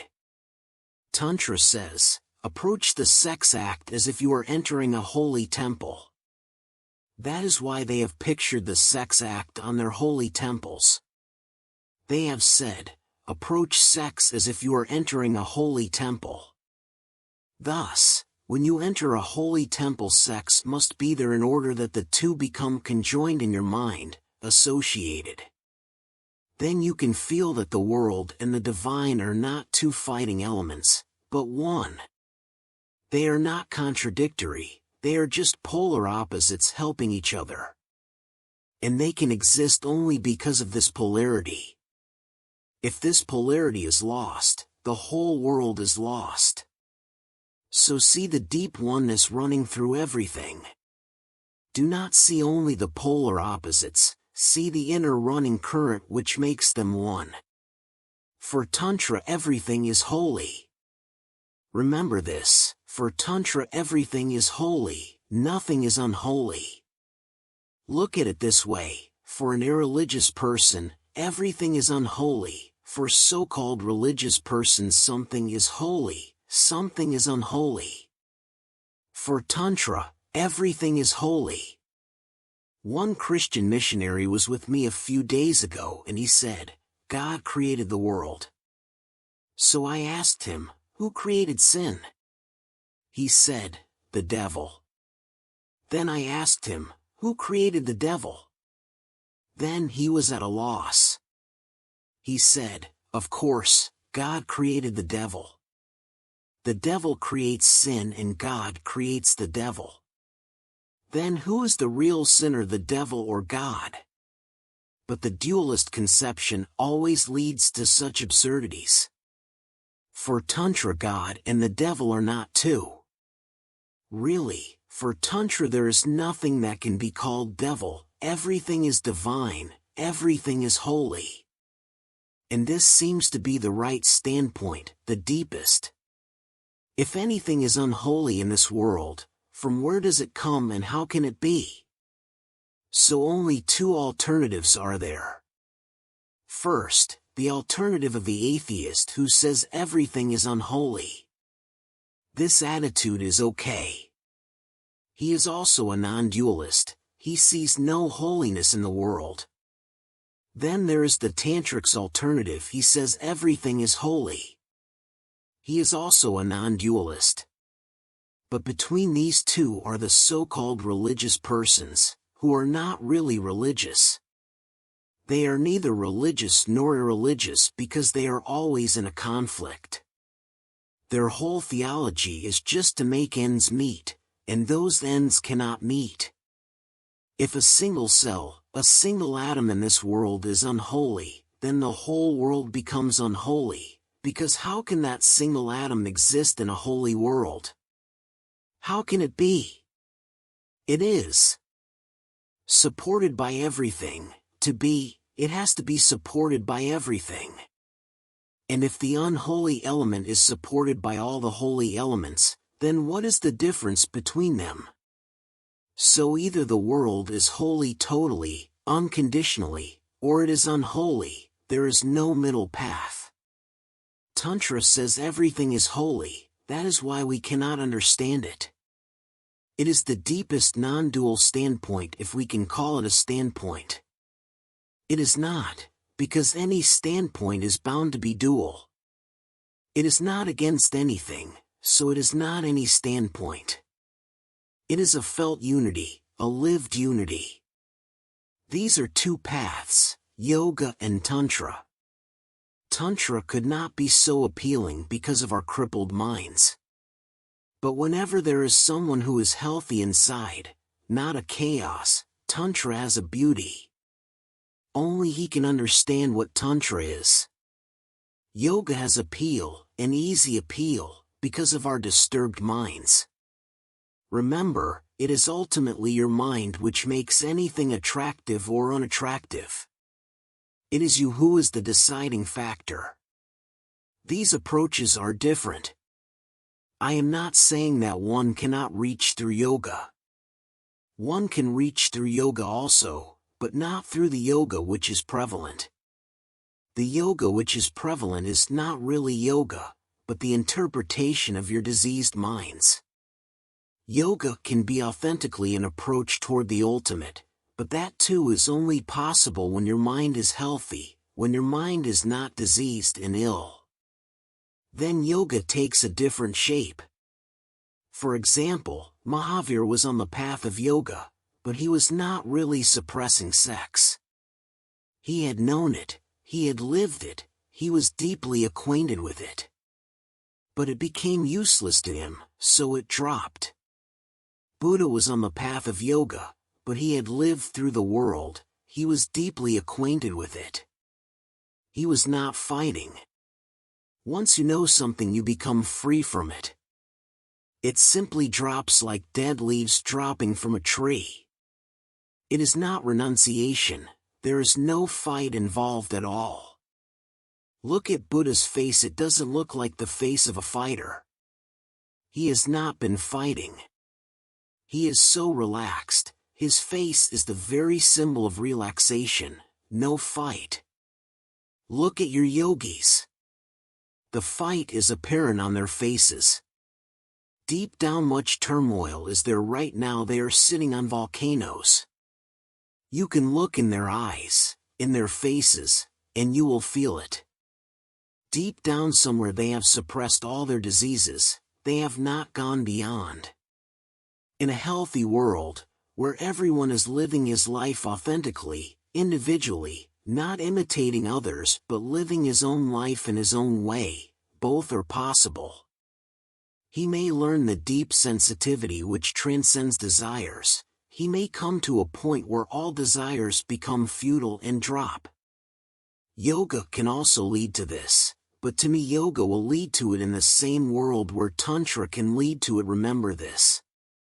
We need a healthy mind, a natural man.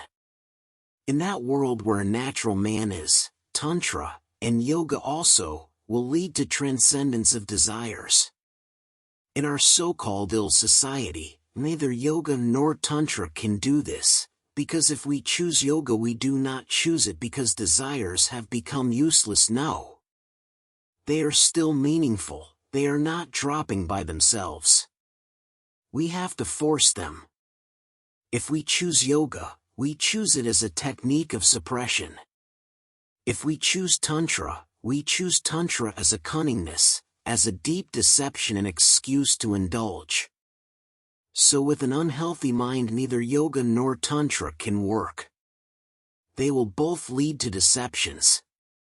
A healthy mind, particularly a sexually healthy mind, is needed to start with.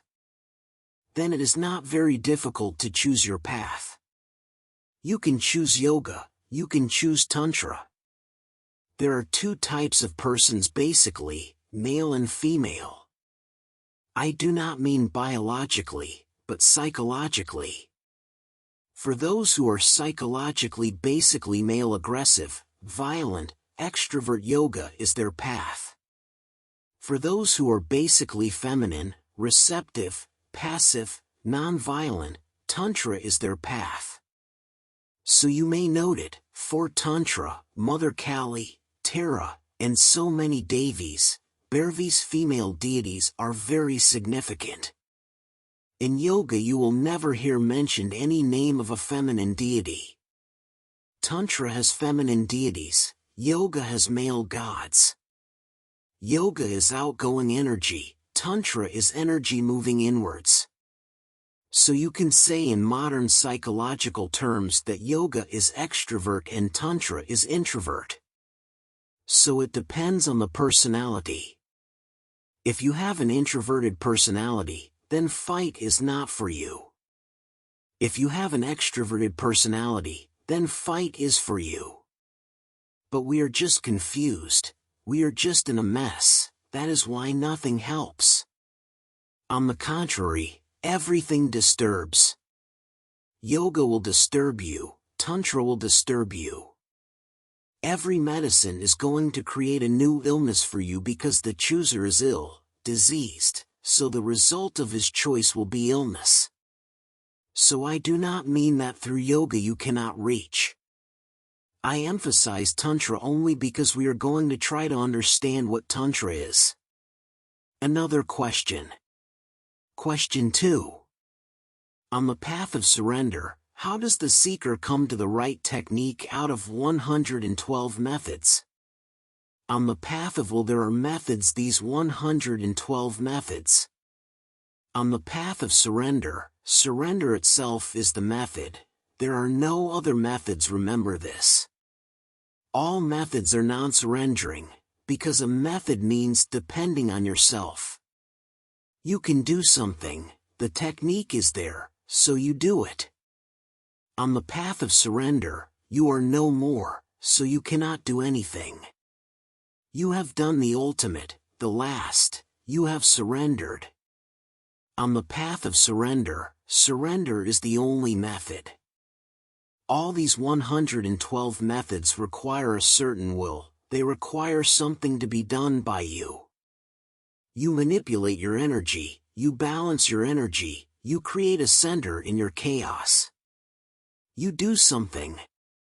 Your effort is significant, basic, required. On the path of surrender, only one thing is required: you surrender. We will go deep into these 112 methods, so it is good to say something about surrender because it has no method. In these 112 methods there will be nothing about surrender. Why has Shiva not said anything about surrender? Because nothing can be said. Bhairavi herself, Devi herself, has reached Shiva not through any method. She has simply surrendered. So this must be noted. She is asking these questions not for herself, these questions are asked for the whole humanity. She has attained Shiva.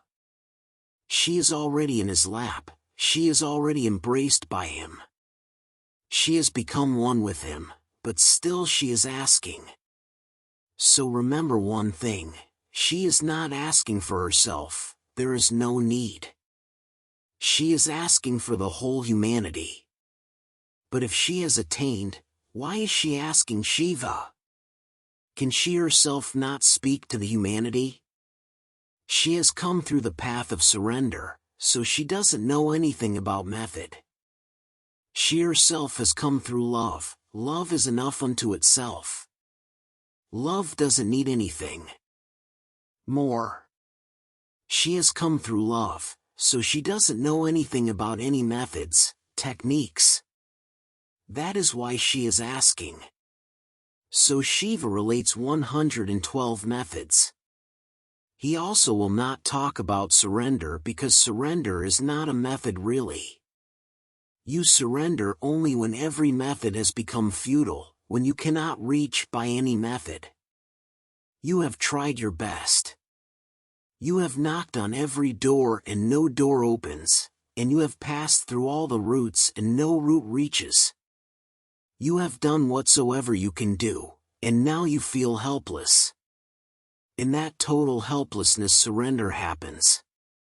So on the path of surrender there is no method. But what is surrender and how does it work? And if surrender works, then what is the need of 112 methods? Then why go into them unnecessarily? The mind will ask. Then okay. If surrender works, it is better to surrender. Why go on hankering after methods? And who knows whether a particular method will suit you or not? And it may take lives to find out. So it is good to surrender, but it is difficult. It is the most difficult thing in the world. Methods are not difficult. They are easy, you can train yourself. But for surrender you cannot train yourself, no training. You cannot ask how to surrender, the very question is absurd. How can you ask how to surrender? Can you ask how to love? Either there is love or there is not, but you cannot ask how to love. And if someone tells you and teaches you how to love, remember, then you will never be capable of love. Once a technique is given to you for love, you will cling to the technique. That is why actors cannot love. They know so many techniques, so many methods, and we are all actors. Once you know the trick how to love, then love will not flower because you can create a facade, a deception. And with the deception you are out of it, not involved. You are protected. Love is being totally open, vulnerable. It is dangerous. You become insecure. We cannot ask how to love, we cannot ask how to surrender. It happens. Love happens, surrender happens. Love and surrender are deeply one. But what is it? And if we cannot know how to surrender, at least we can know how we are maintaining ourselves from surrendering, how we are preventing ourselves from surrendering. That can be known, and that is helpful.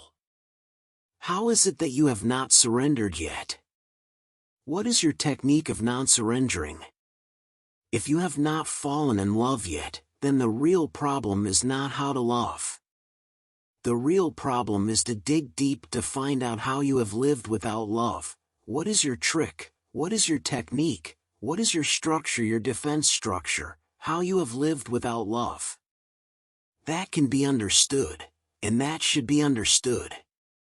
First thing, we live with the ego, in the ego, centered in the ego. I am without knowing who I am. I go on announcing, I am. This I amness is false, because I do not know who I am. And unless I know who I am, how can I say I? This I is a false I. This false I is the ego.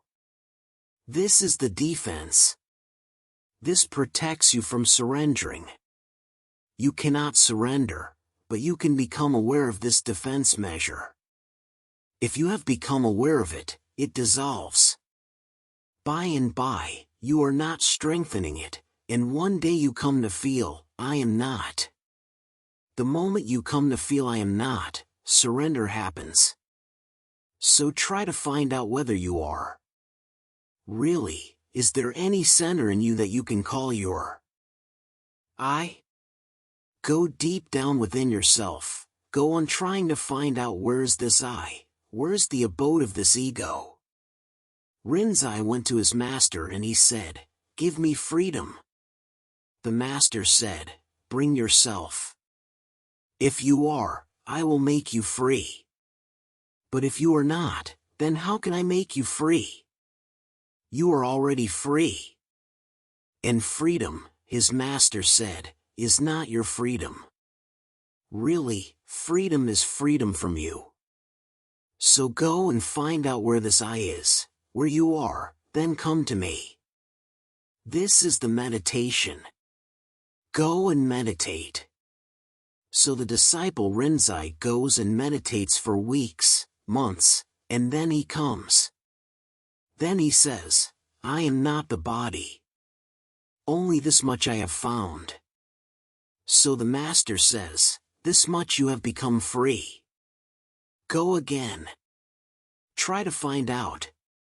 Then he tries, meditates, and he finds that I am not my mind, because I can observe my thoughts. So the observer is different from the observed. I am not my mind. He comes and says, I am not my mind. So his master says, now you are 3/4 liberated. Now go again and find out who you are. So he was thinking, I am not my body. I am not my mind. He had read, studied, he was well informed, so he was thinking, I am not my body, not my mind, so I must be my soul, my Atma. But he meditated, and then he found that there is no Atman, no soul, because this Atma is nothing but your mental information, just doctrines, words, philosophies. So he came running one day and he said, now I am no more. Then his master said, am I now to teach you the methods for freedom? Rinzai said, I am free because I am no more. There is no one to be in bondage. I am just a wide emptiness, a nothingness. Only nothingness can be free. If you are something, you will be in bondage. If you are, you will be in bondage. Only a void, a vacant space, can be free. Then you cannot bind it. Rinzai came running and said, I am no more. Nowhere am I to be found. This is freedom. And for the first time he touched his master's feet for the first time. Not actually, because he had touched them many times before also. But the master said, "For the first time you have touched my feet."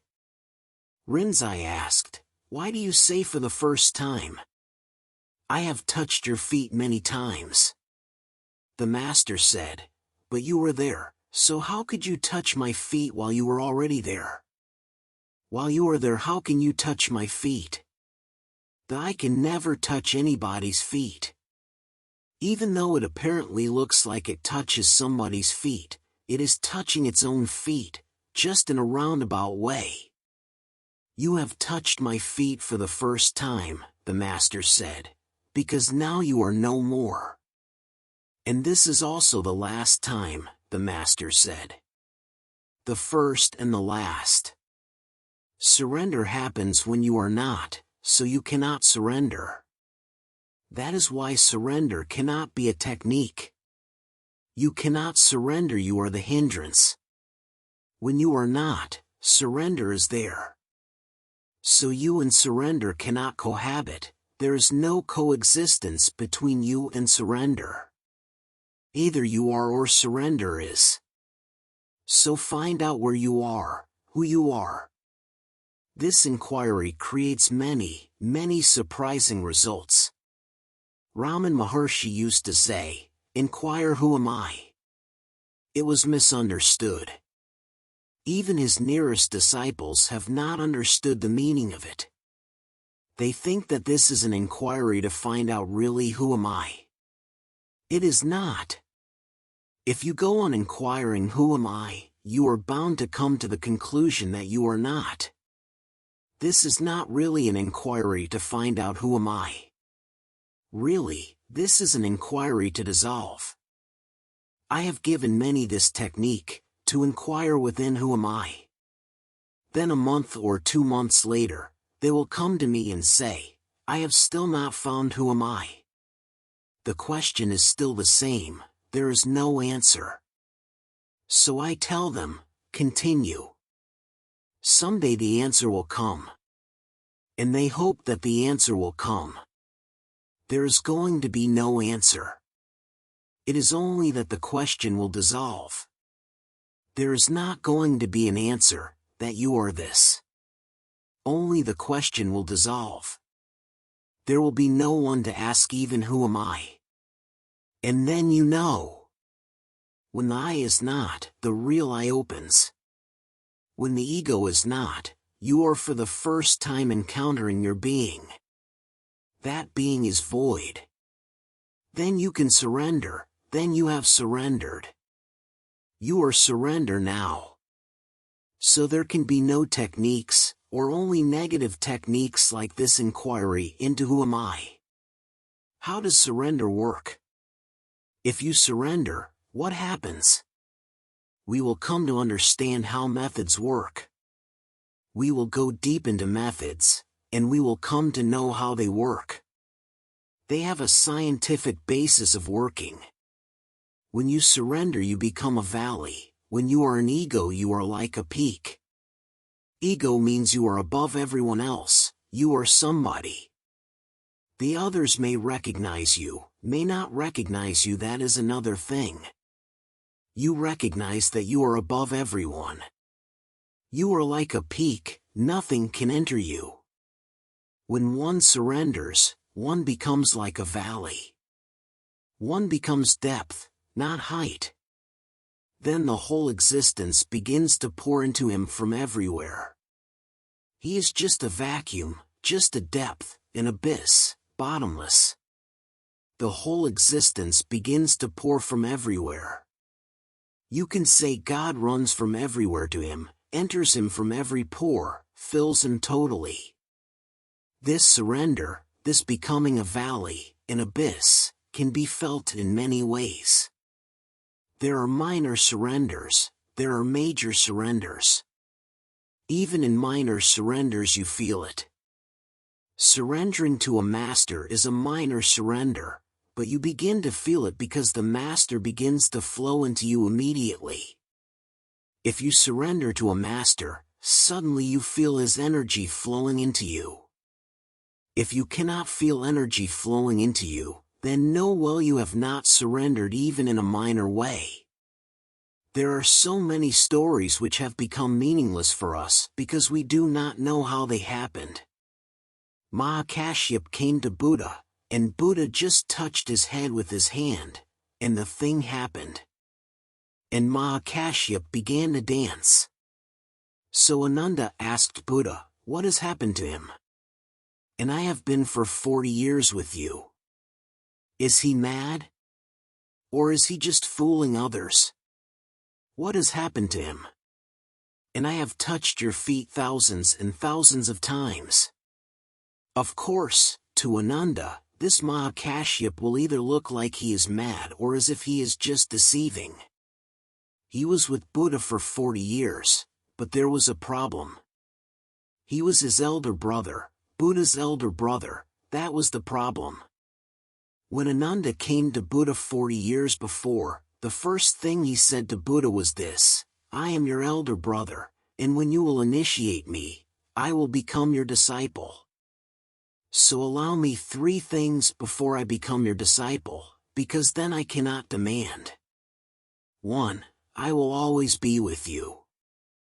Give me this promise, that you will not say to me, go somewhere else. I will follow you. Secondly, I will sleep in the same room where you sleep. You cannot say to me, go out. I will be with you like your shadow. And thirdly, if I bring anyone at any time, even at midnight, you will have to answer him. You cannot say, this is not the time. And give me these 3 promises while I am still your elder brother, because once I become your disciple I will have to follow you. You are still younger than me, so give me these promises. So Buddha promised, and this became the problem. For 40 years Ananda was with Buddha, but he could never surrender, because this is not the spirit of surrender. Ananda asked many, many times, when am I going to attain? Buddha said, unless I die, you will not attain. And Ananda could attain only when Buddha died. What happened to this Mahakashyap suddenly? Is Buddha partial to Mahakashyap? He is not. He is flowing, constantly flowing. But you have to be a valley, a womb, to receive him. If you are above him, how can you receive? That flowing energy cannot come to you, it will miss you. So bow down. Even in a minor surrender with a master, energy begins to flow. Suddenly, immediately, you become a vehicle of a great force. There are thousands and thousands of stories. Just by a touch, just by a look, someone became enlightened. They do not appear rational to us. How is this possible? This is possible. Even a look from the Master into your eyes will change your total being, but it can change only if your eyes are just vacant, valley-like. If you can absorb the look of the Master, immediately you will be different. So these are minor surrenders that happen before you surrender totally. And these minor surrenders prepare you for the total surrender.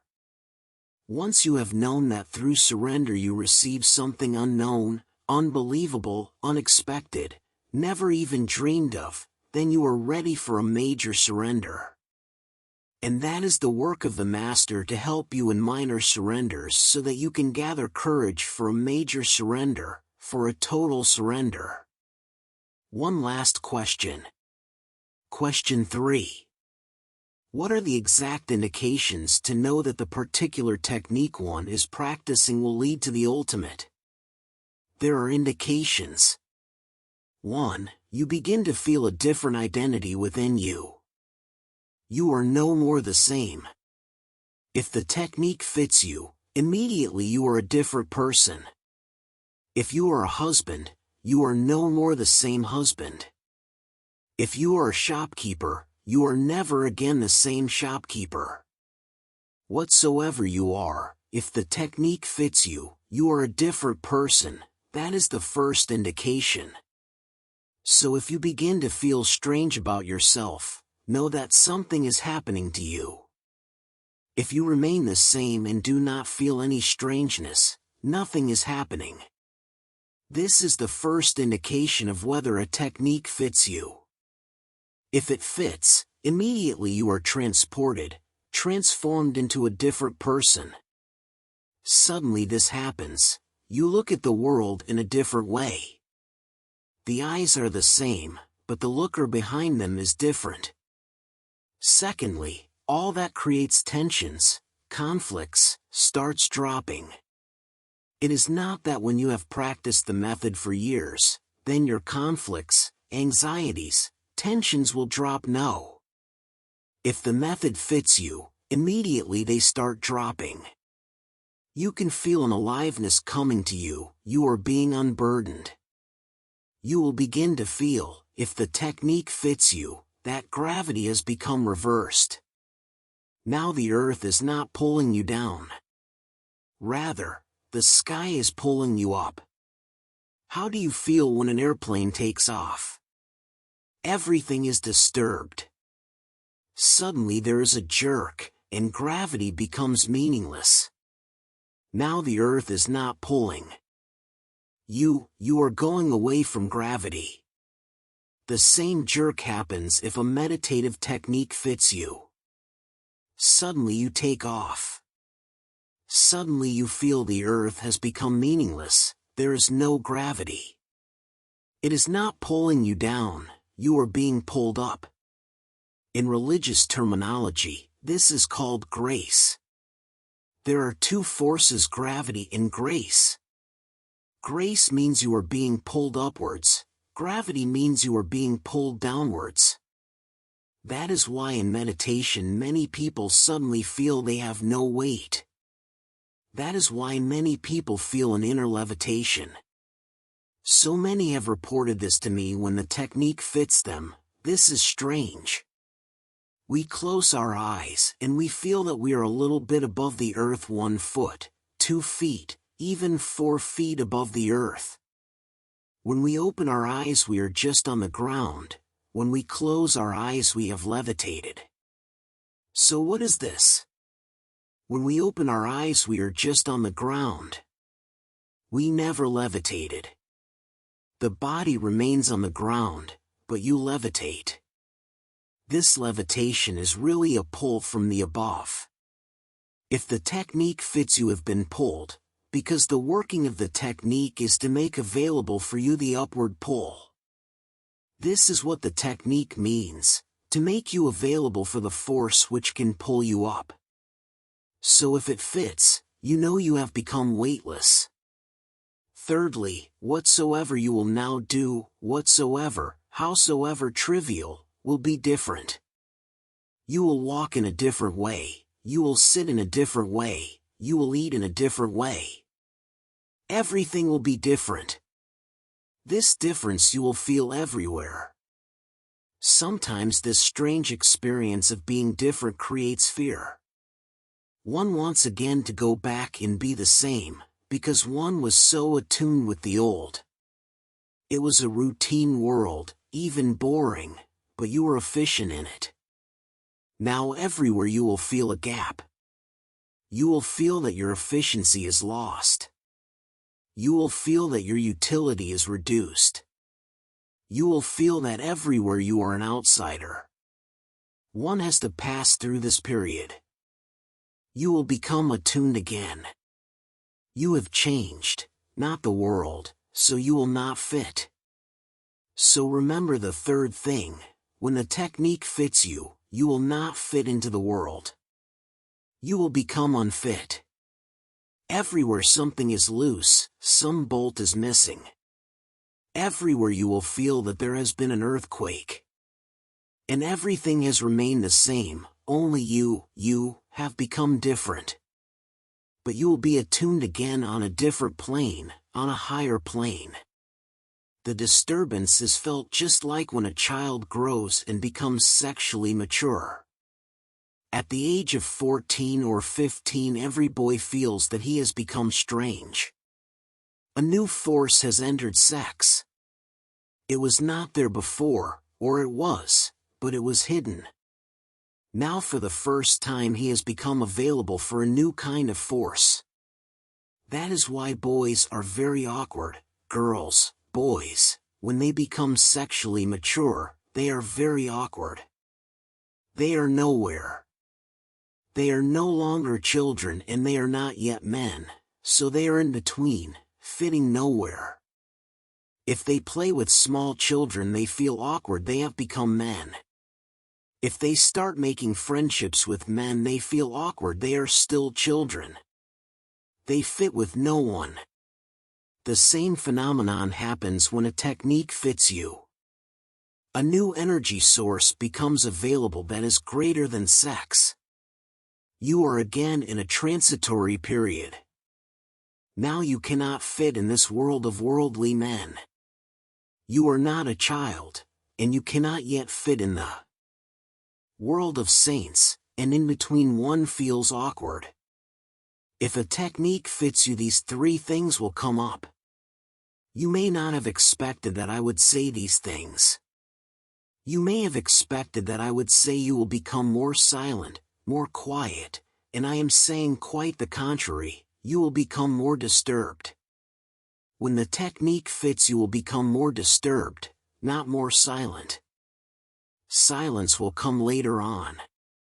And if silence comes and not disturbance, know well that this is not a technique, this is just getting adjusted to the old pattern.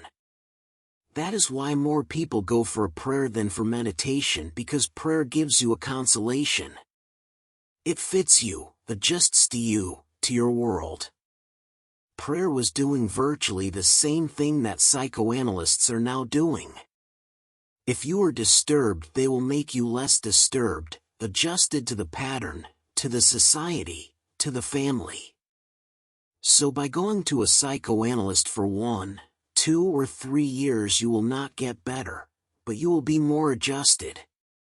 Prayer does the same thing, and priests do the same thing, they make you more adjusted. Your child has died and you are disturbed, and you go to a priest. He says, do not be disturbed. Only those children die early whom God loves more. He calls them up. You feel satisfied. Your child has been called up.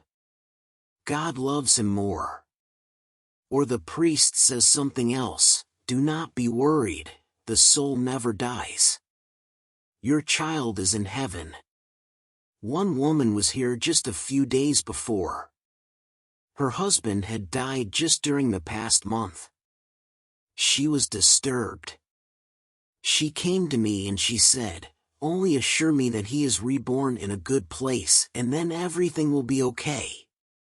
Just give me a certainty that he has not gone to hell or he has not become an animal, that he is in heaven or he has become a god or some such thing. If you can just assure me of this, then everything is okay. Then I can bear it, otherwise I am miserable. The priest would say, okay. Your husband is born as a god in the 7th heaven, and he is very happy. And he is waiting for you. These prayers, they make you adjusted to the pattern, you feel better. Meditation is a science. It is not going to help you in adjustment, it is going to help you in transformation. That is why I say these 3 signs will be there as indications. Silence will come, but not as an adjustment. Silence will come as an inner flowering.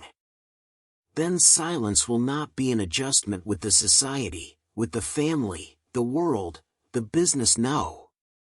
Then silence will be a real harmony with the universe. Then a deep harmony flowers between you and the totality, then there is silence, but that will come later. First you will get disturbed, first you will become mad. If a technique fits, it will make you aware of everything that you are. Your anarchy, your mind, your madness, everything will come to light. You are just a dark mess. When a technique fits, it is as if suddenly there is light and the whole mess becomes apparent. For the first time you will encounter yourself as you are. You would like to put the light off and go to sleep again. It is fearful. This is the point where the master becomes helpful. He says, do not be afraid. This is just the beginning. And do not escape from it. At first this light shows you what you are, and if you can go on and on, it transforms you toward what you can be. Enough for today. The end. 1. Radiant One, this experience may dawn between two breaths. After breath comes in, down, and just before turning up, out, the beneficence. 2. As breath turns from down to up, and again as breath curves from up to down through both these turns, realize. 3. Or, whenever in-breath and out-breath fuse, at this instant touch the energyless, energy-filled center. 4. Or, when breath is all out, up, and stopped of itself, or all in, down, and stopped in such universal pause, one's small self vanishes. This is difficult only for the impure. Truth is always here. It is already the case. It is not something to be achieved in the future. You are the truth just here and now, so it is not something which is to be created or something which is to be devised or something which is to be sought. Understand this very clearly, then these techniques will be easy to understand and also to do. Mind is a mechanism of desiring. Mind is always in desire, always seeking something, asking for something. Always the object is in the future, mind is not concerned with the present at all. In this very moment the mind cannot move, there is no space. The mind needs the future in order to move. It can move either in the past or in the future. It cannot move in the present, there is no space. The truth is in the present, and mind is always in the future or in the past, so there is no meeting between mind and truth. When the mind is seeking worldly objects it is not so difficult, the problem is not absurd, it can be solved. But when the mind starts seeking the truth the very effort becomes nonsense, because the truth is here and now and the mind is always then and there. There is no meeting. So understand the first thing, you cannot seek truth. You can find it, but you cannot seek it. The very seeking is the hindrance. The moment you start seeking you have moved away from the present, away from yourself, because you are always in the present. The seeker is always in the present and the seeking is in the future, you are not going to meet whatsoever you are seeking. Lao Tzu says, seek not, otherwise you will miss. Seek not and find. Don't seek and find. All these techniques of Shivas are simply turning the mind from the future or the past to the present. That which you are seeking is already there. It is the case already. The mind has to be turned from seeking to non-seeking. It is difficult. If you think about it intellectually, it is very difficult. How to turn the mind from seeking to non-seeking? Because then the mind makes non-seeking itself the object. Then the mind says, don't seek. Then the mind says, I should not seek. Then the mind says, now non-seeking is my object. Now I desire the state of desirelessness. The seeking has entered again, the desire has come again through the back door. That is why there are people who are seeking worldly objects, and there are people who think they are seeking non-worldly objects. All objects are worldly because seeking is the world. So you cannot seek anything non-worldly. The moment you seek, it becomes the world. If you are seeking God, your God is part of the world. If you are seeking moksha, liberation, nirvana, your liberation is part of the world. Your liberation is not something that transcends the world, because seeking is the world, desiring is the world. So you cannot desire nirvana, you cannot desire non-desire. If you try to understand intellectually, it will become a puzzle. Shiva says nothing about it, he immediately proceeds to give techniques. They are non-intellectual. He doesn't say to Devi, the truth is here. Don't seek it and you will find it. He immediately gives techniques. Those techniques are non-intellectual. Do them, and the mind turns. The turning is just a consequence, just a byproduct, not an object. The turning is just a byproduct. If you do a technique, your mind will turn from its journey into the future or the past. Suddenly you will find yourself in the present. That is why Buddha has given techniques, Lao Tzu has given techniques, Krishna has given techniques. But they always introduce their techniques with intellectual concepts. Only Shiva is different. He immediately gives techniques, and no intellectual understanding, no intellectual introduction, because he knows that the mind is tricky, the most cunning thing possible. It can turn anything into a problem. Non-seeking will become the problem. There are people who come to me who ask how not to desire. They are desiring non-desire.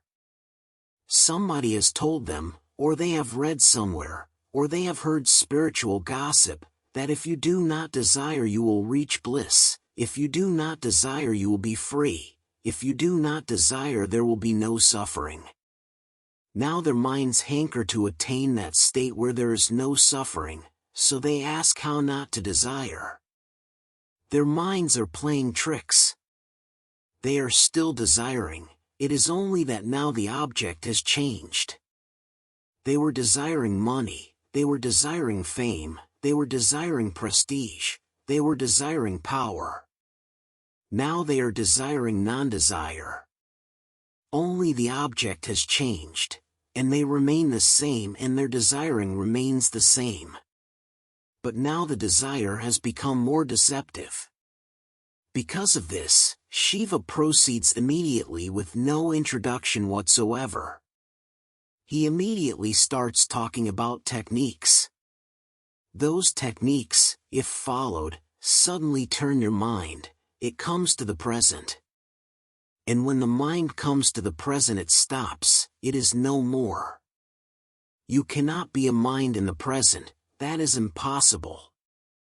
Just now, if you are here and now, how can you be a mind?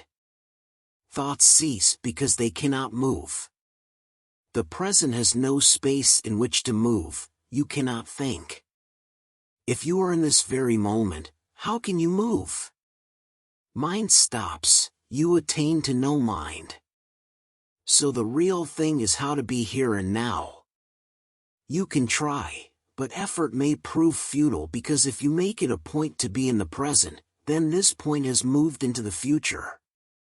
When you ask how to be in the present, again you are asking about the future. This moment is passing in the inquiry, how to be present. How to be here and now. This present moment is passing in the inquiry, and your mind will begin to weave and create dreams in the future. Someday you will be in a state of mind where there is no movement, no motive, no seeking, and then there will be bliss. So how to be in the present? Shiva doesn't say anything about it, he simply gives a technique. You do it, and suddenly you find you are here and now. And your being here and now is the truth, and your being here and now is the freedom, and your being here and now is the nirvana. The first 9 techniques are concerned with breathing. So let us understand something about breathing, and then we will proceed to the techniques. We are breathing continuously from the moment of birth to the moment of death. Everything changes between these 2 points. Everything changes, nothing remains the same, only breathing is a constant thing between birth and death. The child will become a youth, the youth will become old. He will be diseased, his body will become ugly, ill, everything will change. He will be happy, unhappy, in suffering, everything will go on changing. But whatsoever happens between these 2 points, one must breathe. Whether happy or unhappy, young or old, successful or unsuccessful, whatsoever you are, it is irrelevant. One thing is certain, between these 2 points of birth and death you must breathe. Breathing will be a continuous flow, no gap is possible. If even for a single moment you forget to breathe, you will be no more. That is why you are not required to breathe, because then it would be difficult. Someone might forget to breathe for a single moment, and then nothing could be done. So, really, you are not breathing, because you are not needed. You are fast asleep, and breathing goes on, you are unconscious, and breathing goes on, you are in a deep coma, and breathing goes on. You are not required, breathing is something which goes on in spite of you. It is one of the constant factors in your personality. That is the first thing. It is something which is very essential and basic to life. That is the second thing. You cannot be alive without breath. So breath and life have become synonymous. Breathing is the mechanism of life, and life is deeply related with breathing. That is why in India we call it prana. We have given one word for both. Prana means the vitality, the aliveness. Your life is your breath. Thirdly, your breath is a bridge between you and your body. Constantly, breath is bridging you to your body, connecting you, relating you to your body. Not only is the breath a bridge to your body, it is also a bridge between you and the universe. The body is just the universe which has come to you, which is nearer to you. Your body is part of the universe. Everything in the body is part of the universe, every particle, every cell. It is the nearest approach to the universe. Breath is the bridge. If the bridge is broken, you are no more in the body. If the bridge is broken, you are no more in the universe. You move into some unknown dimension, then you cannot be found in space and time. So, thirdly, breath is also the bridge between you and space and time. Breath, therefore, becomes very significant, the most significant thing. So the first 9 techniques are concerned with breath. If you can do something with the breath, you will suddenly turn to the present. If you can do something with breath, you will attain to the source of life. If you can do something with breath, you can transcend time and space. If you can do something with breath, you will be in the world and also beyond it. Breath has 2 points. One is where it touches the body and the universe, and another is where it touches you and that which transcends the universe. We know only one part of the breath. When it moves into the universe, into the body, we know it. But it is always moving from the body to the no body, from the no body to the body. We do not know the other point. If you become aware of the other point, the other part of the bridge, the other pole of the bridge, suddenly you will be transformed, transplanted into a different dimension. But remember, what Shiva is going to say is not yoga, it is Tantra. Yoga also works on breath, but the work of yoga and Tantra is basically different. Yoga tries to systematize breathing. If you systematize your breathing, your health will improve. If you systematize your breathing, if you know the secrets of breathing, your life will become longer, you will be more healthy, and you will live longer. You will be more strong, more filled with energy, more vital, alive, young, fresh. But Tantra is not concerned with that. Tantra is concerned not with any systematization of breath, but with using breath just as a technique to turn inward. One has not to practice a particular style of breathing, a particular system of breathing, or a particular rhythm of breathing. No. One has to take breathing as it is. One has just to become aware of certain points in the breathing. There are certain points, but we are not aware of them. We have been breathing and we will go on breathing. We are born breathing and we will die breathing, but we are not aware of certain points. And this is strange. Man is searching, probing deep into space. Man is going to the moon.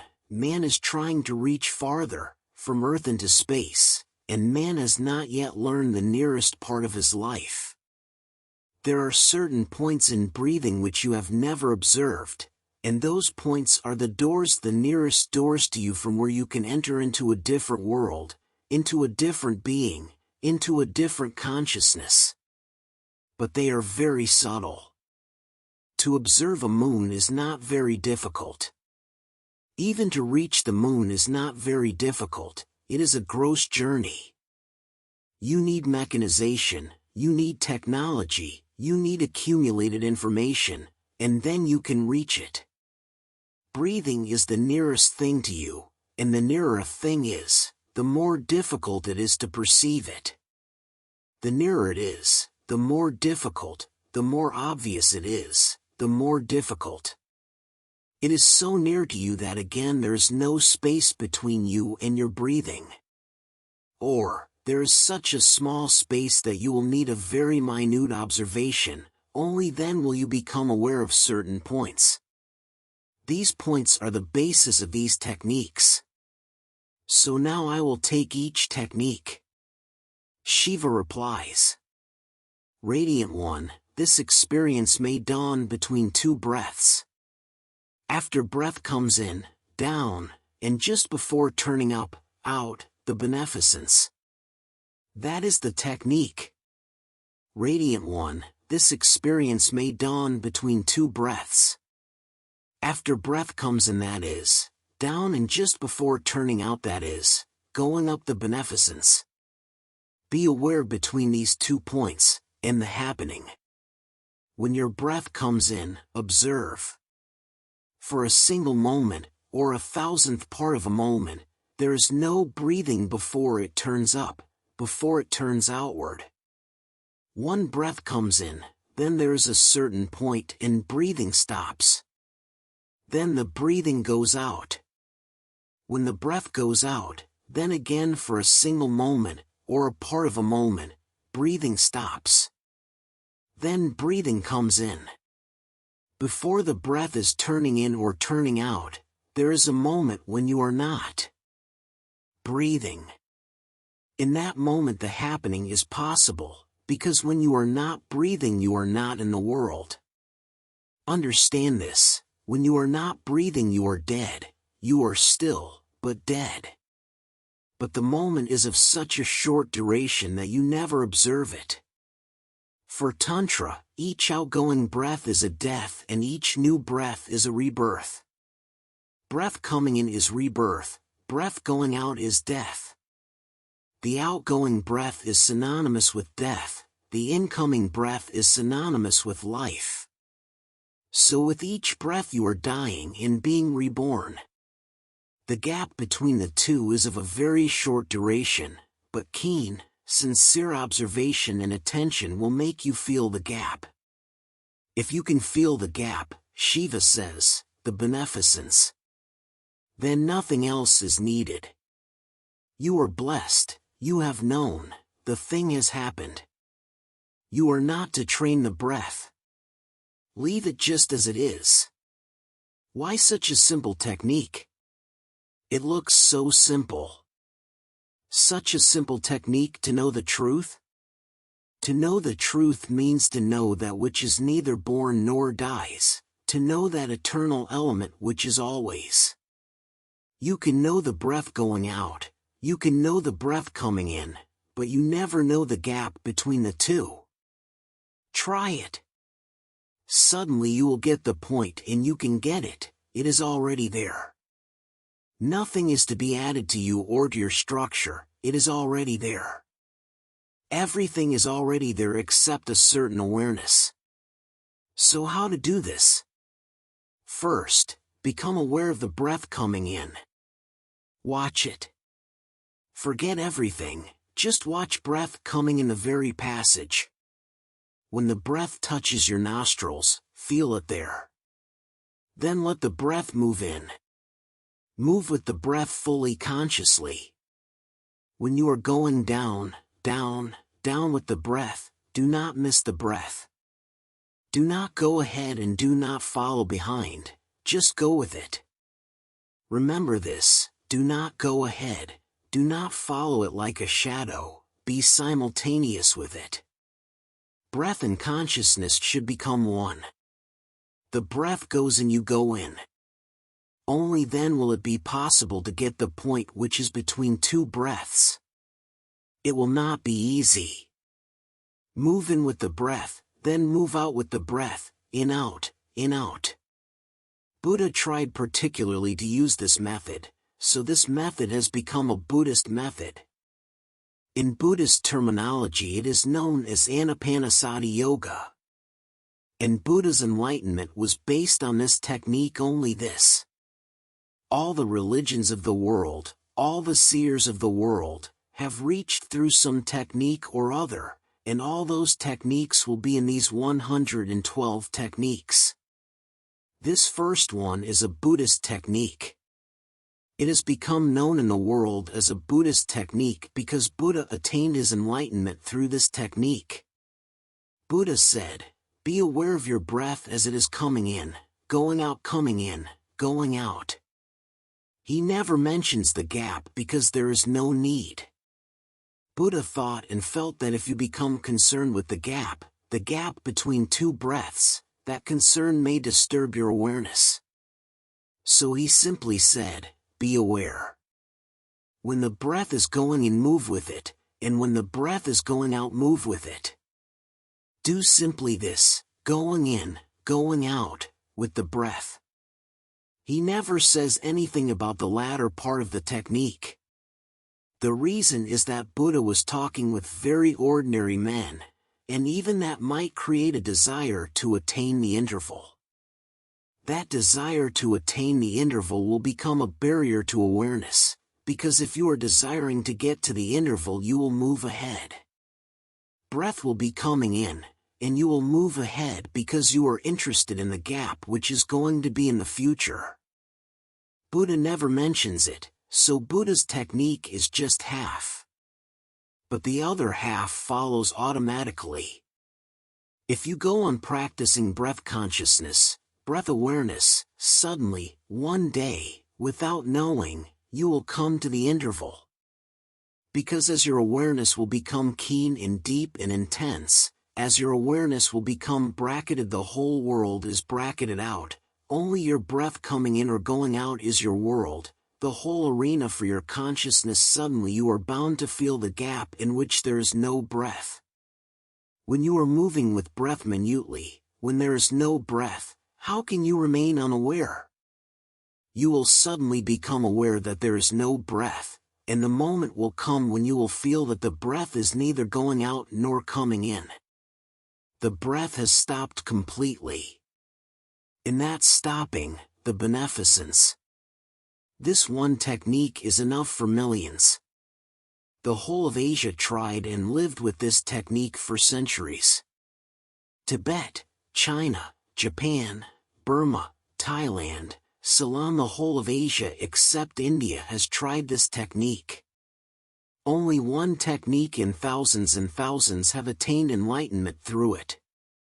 And this is only the first technique. But unfortunately, because the technique became associated with Buddha's name, Hindus have been trying to avoid it. Because it became more and more known as a Buddhist method, Hindus have completely forgotten it. And not only that, they have also tried to avoid it for another reason. Because this technique is the first technique mentioned by Shiva, many Buddhists have claimed that this book, Vijnana Bhairava Tantra, is a Buddhist book, not a Hindu book. It is neither Hindu nor Buddhist. A technique is just a technique. Buddha used it, but it was there already to be used. Buddha became a Buddha, an enlightened one, because of the technique. The technique preceded Buddha, the technique was already there. Try it. It is one of the most simple techniques, simple compared to other techniques. I am not saying simple for you. Other techniques will be more difficult. That is why it is mentioned as the first technique. The second technique. All these 9 techniques are concerned with breath. As breath turns from down to up, and again as breath curves from up to down through both these turns, realize it is the same, but with a slight difference. The emphasis is now not on the gap, but on the turning. The outgoing and ingoing breath make a circle. Remember, these are not 2 parallel lines. We always think of them as 2 parallel lines, breath going in and breath going out. Do you think that these are 2 parallel lines? They are not. Breath going in is half the circle, breath going out is the other half of the circle. So understand this. First, breathing in and out creates a circle. They are not parallel lines, because parallel lines never meet anywhere. Secondly, the breath coming in and the breath going out are not 2 breaths, they are 1 breath. The same breath which comes in, goes out, so it must have a turn inside. It must turn somewhere. There must be a point where the incoming breath becomes outgoing. Why put such emphasis upon turning? Because, Shiva says, as breath turns from down to up and again as breath curves from up to down, through both these turns, realize. Very simple, but he says, realize the turns and you will realize the self. Why the turn? If you know driving, you know about gears. Each time you change the gear, you have to pass through the neutral gear, which is not a gear at all. From the first gear you move to the second or from the second to the third, but always you have to move through the neutral gear. That neutral gear is a turning point. In that turning point the first gear becomes the second and the second becomes the third. When your breath goes in and turns out, it passes through the neutral gear, otherwise it cannot turn out. It passes through the neutral territory. In that neutral territory you are neither a body nor a soul, neither physical nor mental, because the physical is a gear of your being and the mental is another gear of your being. You go on moving from gear to gear, but you must have a neutral gear where you are neither body nor mind.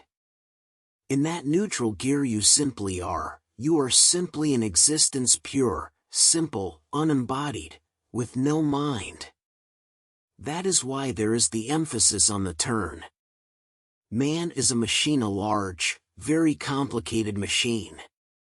You have many gears in your body, many gears in your mind.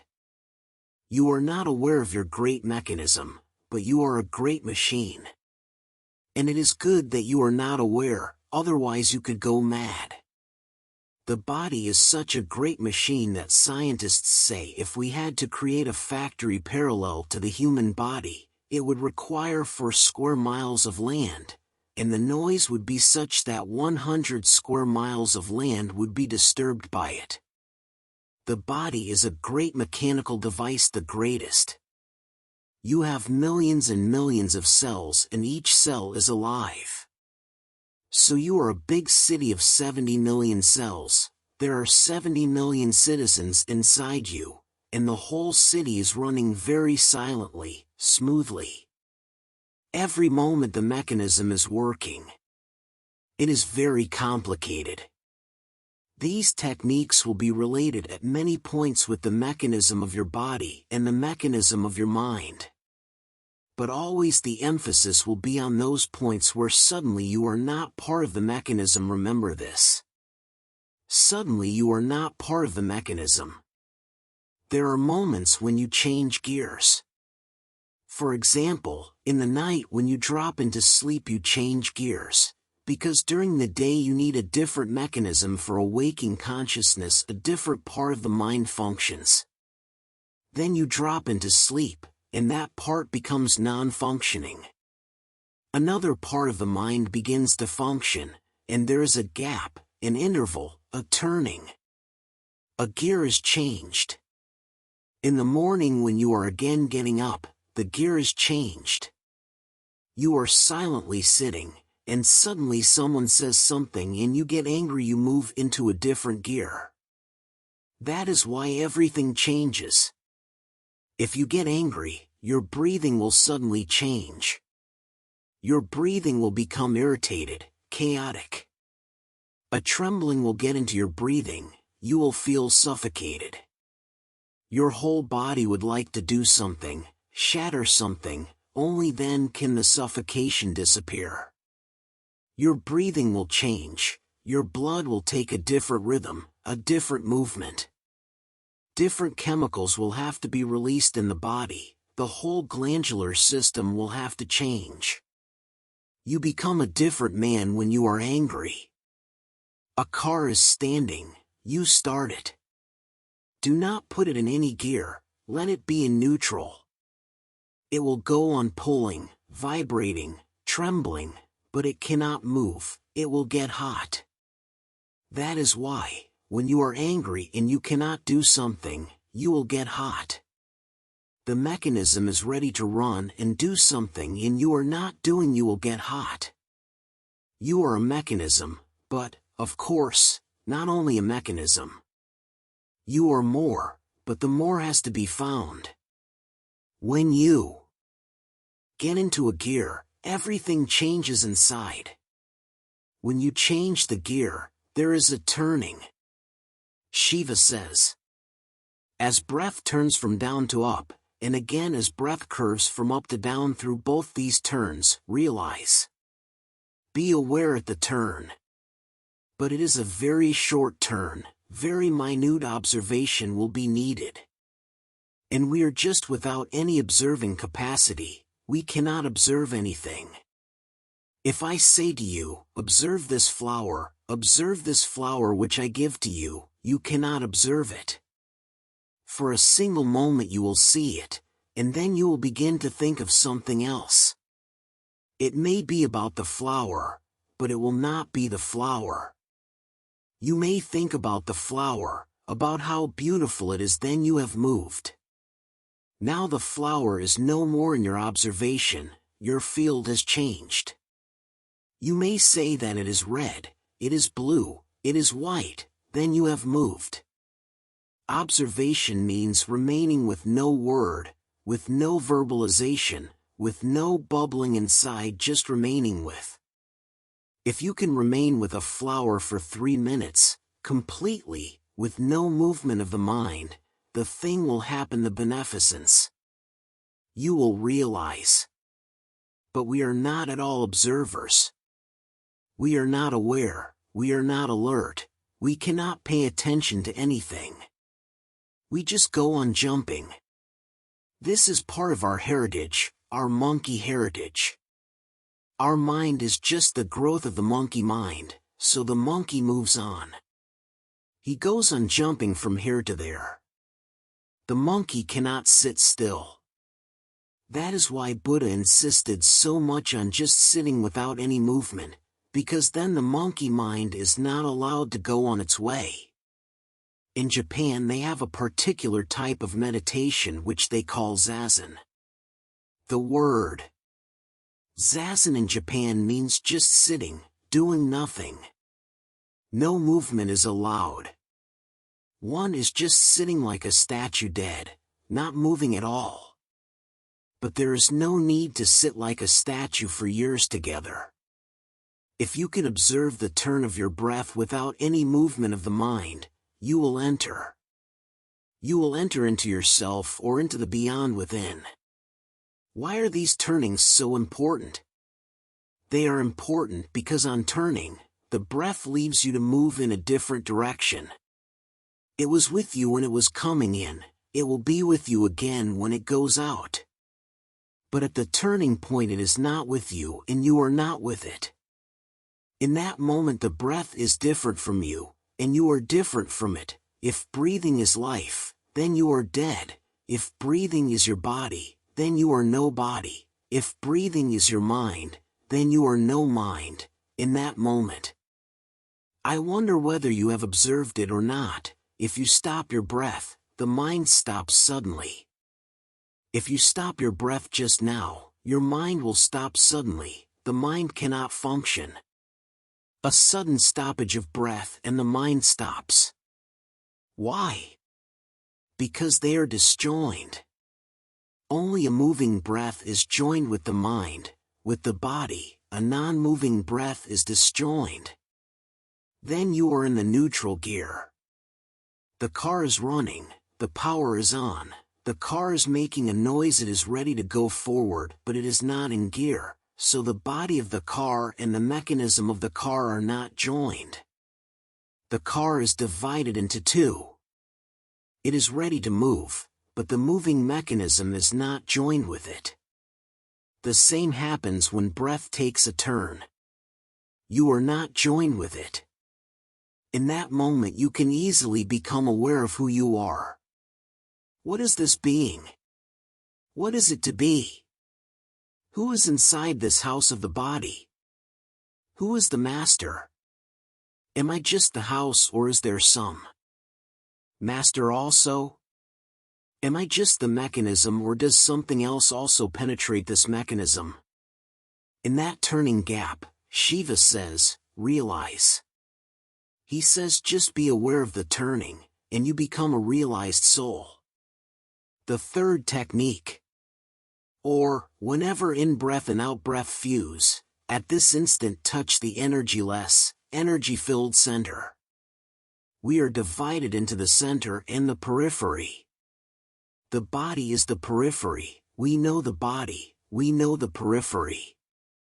We know the circumference, but we do not know where the center is. When the out-breath fuses with the in-breath, when they become one, when you cannot say whether it is the out-breath or the in-breath, when it is difficult to demarcate and define whether the breath is going out or coming in, when the breath has penetrated in and starts moving out, there is a moment of fusion. It is neither going out nor moving in. The breath is static. When it is moving out it is dynamic, when it is coming in it is dynamic. When it is neither, when it is silent, non-moving, you are near to the center. The fusion point of the in and outgoing breath is your center. Look at it in this way, when the breath goes in, where does it go? It goes to your center, it touches your center. When it goes out, from where does it go out? It moves from your center. Your center has to be touched. That is why Taoist mystics and Zen mystics say that the head is not the center, the navel is your center. The breath goes to the navel, then it moves out. It goes to the center. As I said, it is a bridge between you and your body. You know the body, but you do not know where your center is. The breath is constantly going to the center and moving out, but we are not taking enough breath. Thus, ordinarily it does not really go to the center now, at least, it is not going to the center. That is why everyone feels off-center. In the whole modern world, those who can think at all feel they are missing their center. Look at a child sleeping, observe his breath. The breath goes in, the abdomen comes up. The chest remains unaffected. That is why children have no chests, only abdomens, very dynamic abdomens. The breath goes in and the abdomen comes up, the breath goes out and the abdomen goes down. The abdomen moves. Children are in their center, at their center. That is why they are so happy, so bliss-filled, so energy-filled, never tired, overflowing, and always in the present moment with no past, no future. A child can be angry. When he is angry, he is totally angry, he becomes the anger. Then his anger is also a beautiful thing. When one is totally angry, anger has a beauty of its own, because totality always has beauty. You cannot be angry and beautiful, you will become ugly, because partiality is always ugly. And not only with anger. When you love, you are ugly because you are again partial, fragmentary, you are not total. Look at your face when you are loving someone, making love. Make love before a mirror and look at your face, it will be ugly, animal-like. In love also your face becomes ugly. Why? Love is also a conflict, you are withholding something. You are giving very miserly. Even in your love you are not total, you do not give completely, wholly. A child even in anger and violence is total. His face becomes radiant and beautiful, he is here and now. His anger is not something concerned with the past or something concerned with the future, he is not calculating, he is just angry. The child is at his center. When you are at your center you are always total. Whatsoever you do will be a total act, good or bad, it will be total. When you are fragmentary, when you are off-center, your every act is bound to be a fragment of yourself. Your totality is not responding, just a part, and the part is going against the whole that creates ugliness. We all were children. Why is it that as we grow our breathing becomes shallow? It never goes to the abdomen, it never touches the navel. If it could go down more and more it would become less and less shallow, but it just touches the chest and goes out. It never goes to the center. You are afraid of the center, because if you go to the center you will become total. If you want to be fragmentary, this is the mechanism to be fragmentary. You love if you breathe from the center, you will flow in it totally. You are afraid. You are afraid to be so vulnerable, so open to someone, to anyone. You may call him your lover, you may call her your beloved, but you are afraid. The other is there. If you are totally vulnerable, open, you do not know what is going to happen. Then you are completely, in another sense. You are afraid to be so completely given to someone. You cannot breathe, you cannot take a deep breath. You cannot relax your breathing so that it goes to the center, because the moment breathing goes to the center your act becomes total. Because you are afraid of being total, you breathe shallowly. You breathe just at the minimum, not at the maximum. That is why life seems so lifeless. If you are breathing at the minimum, life will become lifeless. You are living at the minimum, not at the maximum. You can live at the maximum, then life is an overflowing. But then there will be difficulty. You cannot be a husband, you cannot be a wife, if life is overflowing. Everything will become difficult. If life is overflowing, love will be overflowing. Then you cannot stick to one. Then you will be flowing all over, all dimensions will be filled by you. And then the mind feels danger, so it is better not to be alive. The more you are dead, the more you are secure. The more you are dead, the more everything is in control. You can control, then you remain the master. You feel that you are the master because you can control. You can control your anger, you can control your love, you can control everything. But this controlling is possible only at the minimum level of your energy. Everyone must have felt at some time or other that there are moments when he suddenly changes from the minimum level to the maximum. You go out to a hill station. Suddenly you are out of the city and the prison of it. You feel free. The sky is vast, and the forest is green, and the height touches the clouds. Suddenly you take a deep breath. You may not have observed it. Now if you go to a hill station, observe. It is not really the hill station that makes the change. It is your breathing. You take a deep breath. You say, ah, ah. You touch the center, you become total for a moment, and everything is bliss. That bliss is not coming from the hill station, that bliss is coming from your center. You have touched it suddenly. You were afraid in the city. Everywhere there were others present and you were controlling. You could not scream, you could not laugh. What a misfortune! You could not sing on the street and dance. You were afraid a policeman was somewhere around the corner, or the priest or the judge or the politician or the moralist. Someone was just around the corner, so you could not just dance in the street.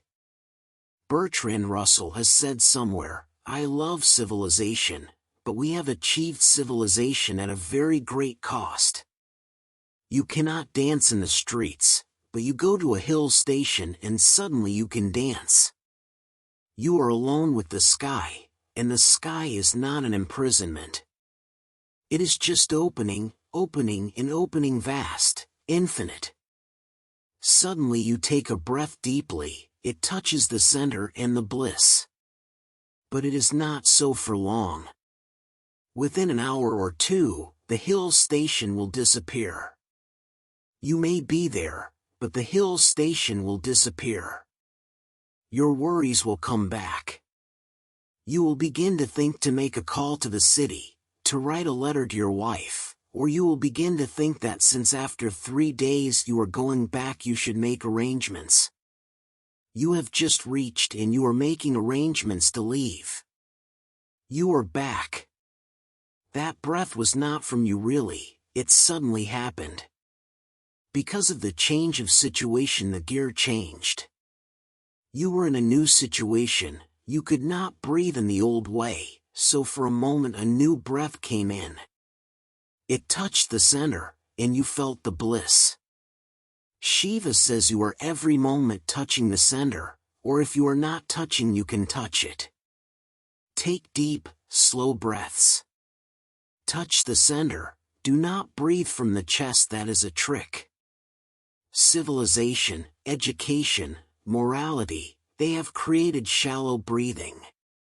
It will be good to go deep into the center, because otherwise you cannot take deep breaths. Unless humanity becomes non-suppressive towards sex, man cannot breathe really.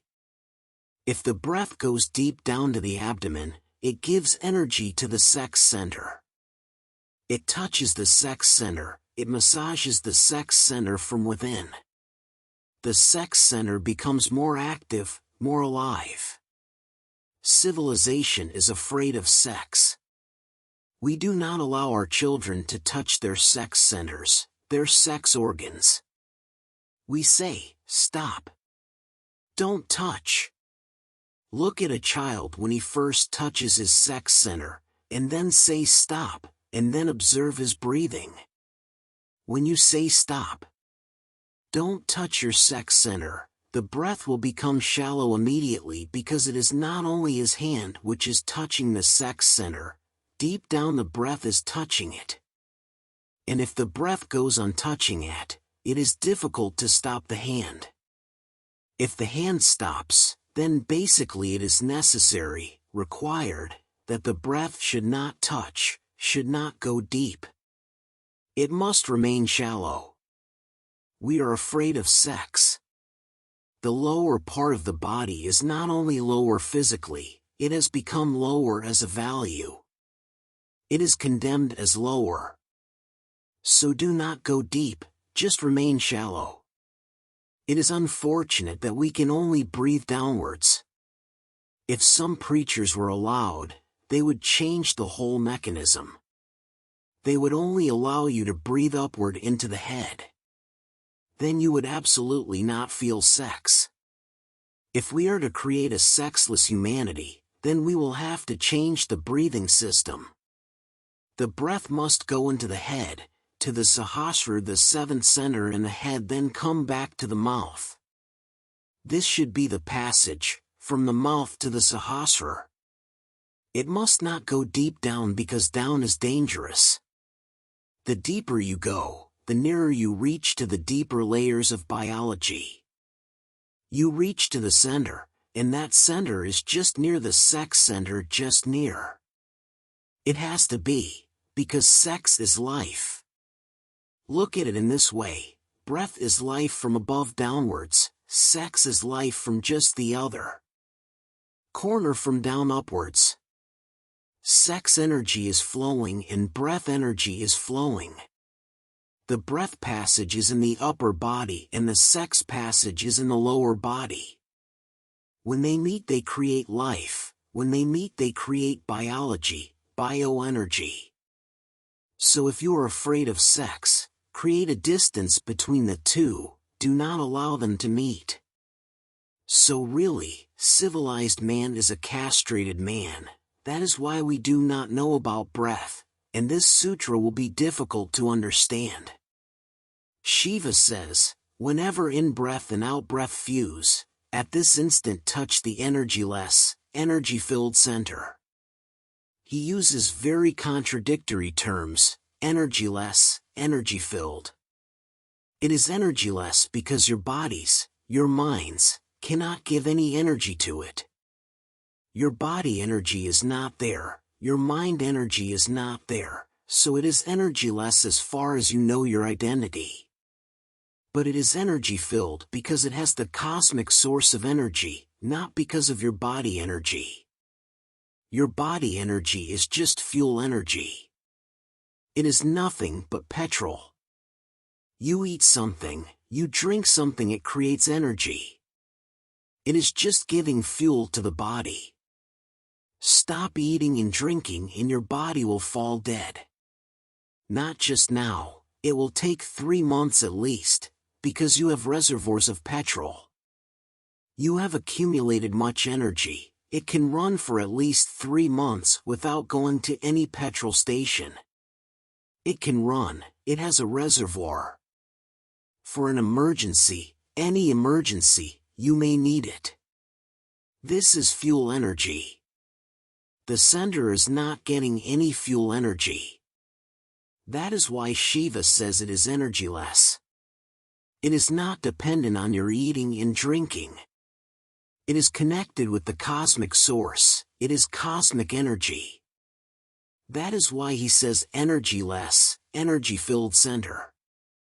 The moment you can feel the center from where breath goes out or comes in, the very point where the breaths fuse that center, if you become aware of it, then enlightenment. The fourth technique. Or, when breath is all out, up, and stopped of itself, or all in, down, and stopped in such universal pause, one's small self vanishes. This is difficult only for the impure. But then it is difficult for everyone because, he says, this is difficult only for the impure. But who is the pure one? It is difficult for you, you cannot practice it. But you can feel it sometimes suddenly. You are driving a car and suddenly you feel there is going to be an accident. Breathing will stop. If it is out, it will remain out. If it is in, it will remain in. You cannot breathe in such an emergency, you cannot afford it. Everything stops, departs. Or, when breath is all out, up, and stopped of itself, or all in, down, and stopped in such universal pause, one small self vanishes. Your small self is only a daily utility. In emergencies you cannot remember it. Who you are, the name, the bank balance, the prestige, everything just evaporates. Your car is just heading toward another car, another moment, and there will be death. In this moment there will be a pause. Even for the impure there will be a pause. Suddenly breathing stops. If you can be aware in that moment, you can reach the goal. Zen monks have tried this method very much in Japan. That is why their methods seem very weird, absurd, strange. They have done many inconceivable things. A master will throw someone out of the house.